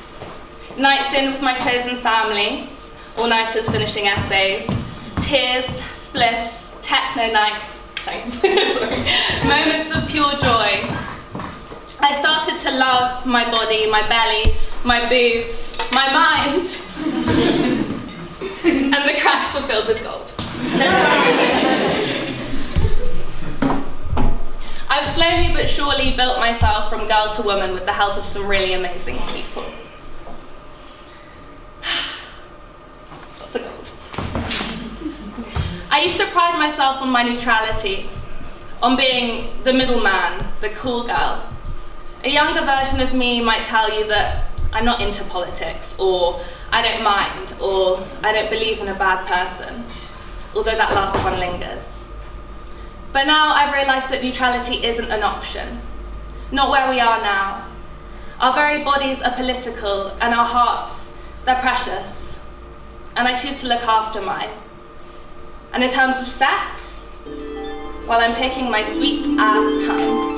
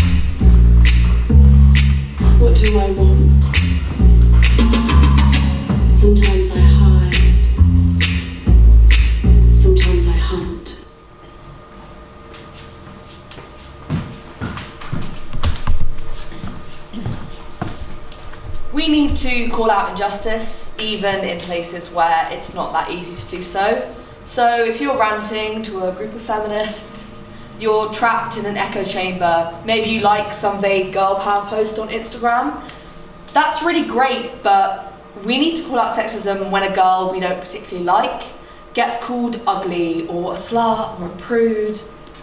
You know, sometimes you laugh along because it vindicates the way you feel, and sometimes it's just so nice to stoop down to this level that just lets you be mean and angry.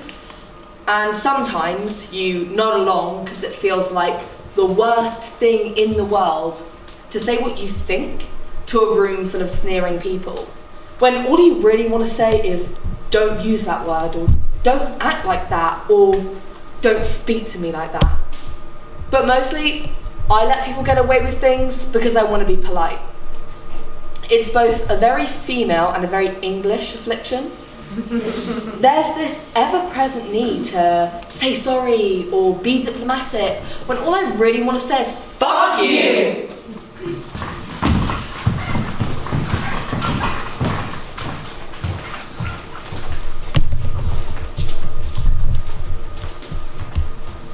Mag 50.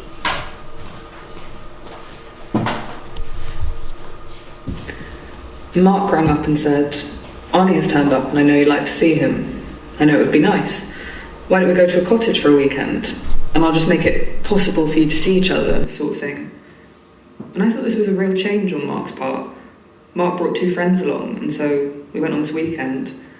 And I actually didn't sleep with Arnie, although it came to that sort of difficult for these reasons, because I knew that he was extremely promiscuous. I knew it wouldn't last. He was living with a woman, and I suppose I've regretted. That was an actual decision which was to do with AIDS. Mark was extremely jealous again. He'd sort of slammed the doors. And after that, Mark had moved down to London, sort of rang up and said, come to my housewarming. I felt that it was safer because he had said on this weekend, I've actually only had one sexual experience. And I thought, God, he's been going on about this for a long time and it's all just talk. And I decided that I could handle him for that reason, because he was obviously less experienced than I thought he was. So you thought it was a possibility then? No, not really. I just felt that I would be able to say no and he would accept that. And also there were supposed to be other people around. And of course when I went to his housewarming there was no one else. Pretty obvious when I think about it. Well, only obvious if you think that's what a person wants to do to you. But I did know that there was a sort of wariness. I did know that he would probably try it. Yeah, it just sounded like a good choice. Either you go out into the middle of the night in North London or you stay here, Yeah, I did realise something at the time. It was a matter of saying no lots and lots of times and sort of waking up, going to sleep because I wouldn't be able to handle it, and then waking up. Did you use any protection? No, he didn't. Was this the first time you'd actually had intercourse? Yes. Did he know that? Yes. What a bastard. Yeah, I know. But it wasn't the sort of cliche people tend to think of. One of the things I feel quite strongly about now is this myth of rape, just being someone jumping out in a dark alley, which is just not true at all.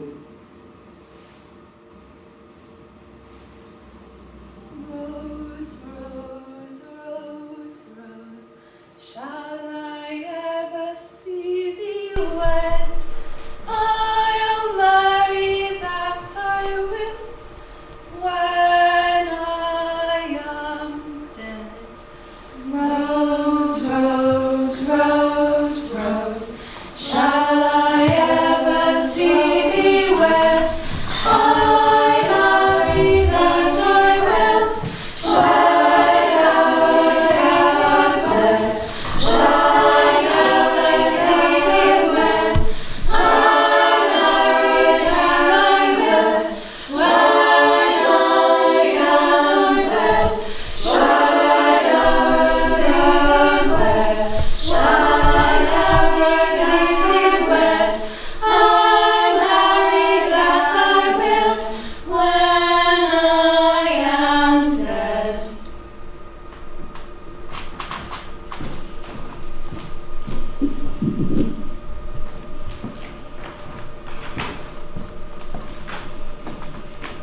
How would you define consent?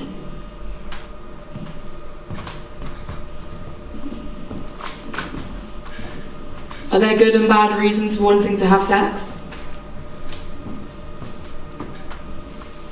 someone has given verbal consent, does the reason they consent matter? Have you received consent for everything you've ever done in a relationship? Would you do something in a relationship even though you weren't happy with it? Have you ever forced yourself into a romantic or sexual position just to fit in? Are you happy with yourself, or do you live your life trying to please other people? Are you satisfied with the sex you're having or the lack of it? What does sex and relationships mean to you? Do you place the same importance on your platonic relationships as your romantic ones? Would you raise your daughters differently to how you were raised? What conceptions about sex do you have that you'd like to change for yourself? To the men in the audience, do you question and think about your sexuality and sexual experiences in the same way you've seen us do tonight? To everyone, what conversations would you have about sex and relationships if you weren't afraid to? What advice would you give your younger self?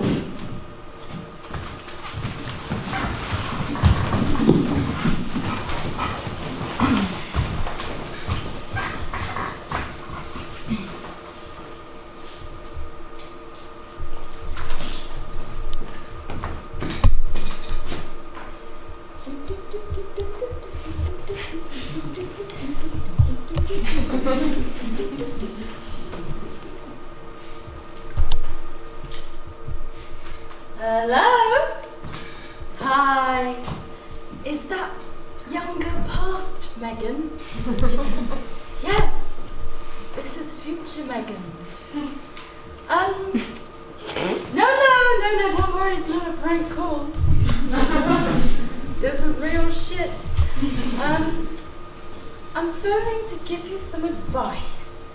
There are some mistakes you've already made that you can't take back, you know, like feeding your goldfish milk. That I did because they died. Another mistake was eating yogurt with a fork. Don't do that. Too late. But the bit of advice I wanted to give you was, you know, breathe. For the love of God, breathe, okay? Chill out. Things are gonna be fine. Breathe. Bye-bye! Oh, she's already cut me off. Oh dear.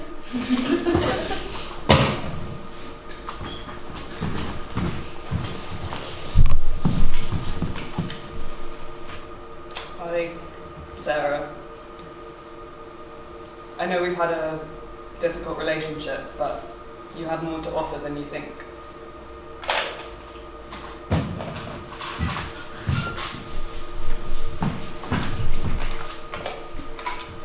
Hi there.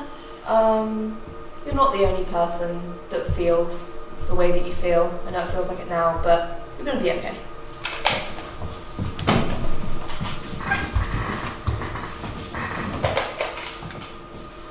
Hello, Alexia. So, I know you get very passionate and obsessed with things, and that's okay. Love the things you love, and stand by your beliefs, and look after your mum, because the two of you are going to have a tough few years ahead of you, but you'll get through it.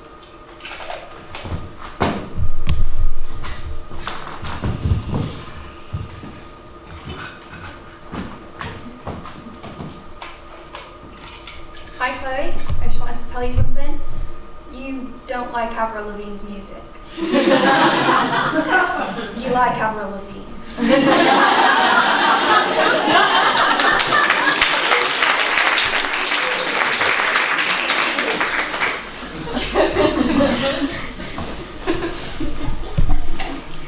Hey Aisha, honestly, just focus on yourself, because you're worth it. No, you are. Trust me.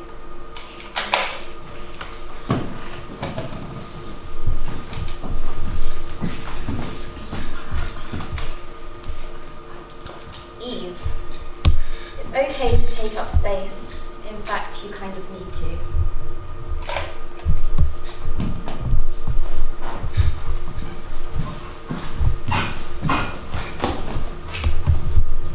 Hey Millie, I just wanted to say that you have to try and stop morphing to fit what people expect of you. You're not a chameleon, you're a goddamn lioness. And also, stop just wearing exclusively leggings, it doesn't really suit you.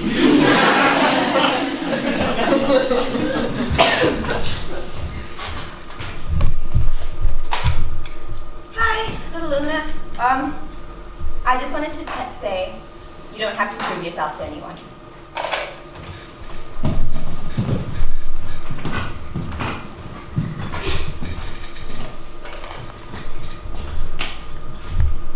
Hi Savannah. I just wanted to say that it might feel like it matters so much right now, and that's okay. But it won't always matter that much.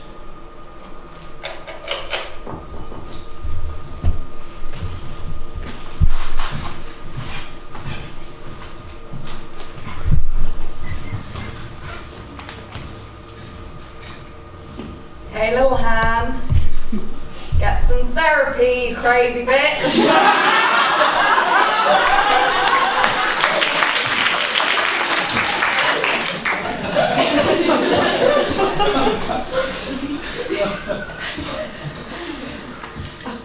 Hi Cecilia. Please just don't pluck your eyebrows so they look like sperms. Not a good look. But really, own the hair you have, because it's beautiful.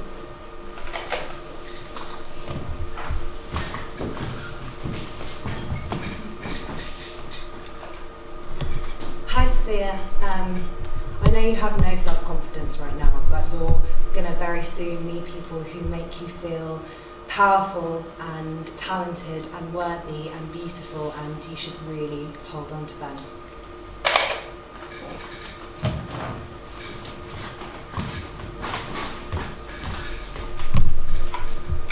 Hi Holly, just some advice from the future. Losing your virginity will be boring, so do not stress about it.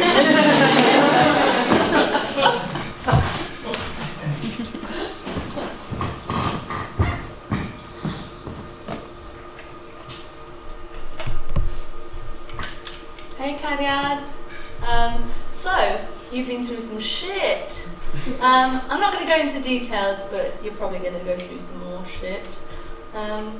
What I can promise though is that you've got this and you'll be okay. And you're gay. Yes, you're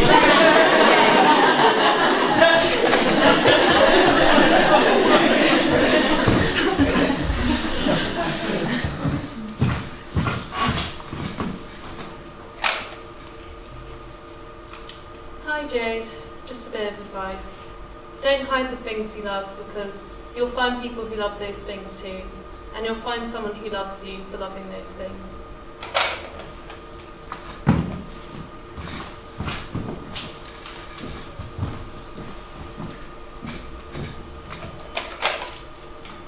Ciao Margherita, well I guess you go by Maggie right now, which, but like, what are you gonna do?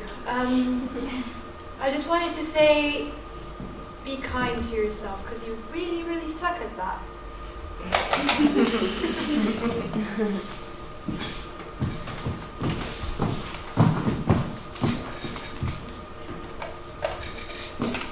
Hi, Laura May. I'm calling to say, spend as much time as you can with your mom, and also spend as much time as you can with the people and the women who are around you, who love you so much, and accept the care that they want to give you, because that will make everything so much better.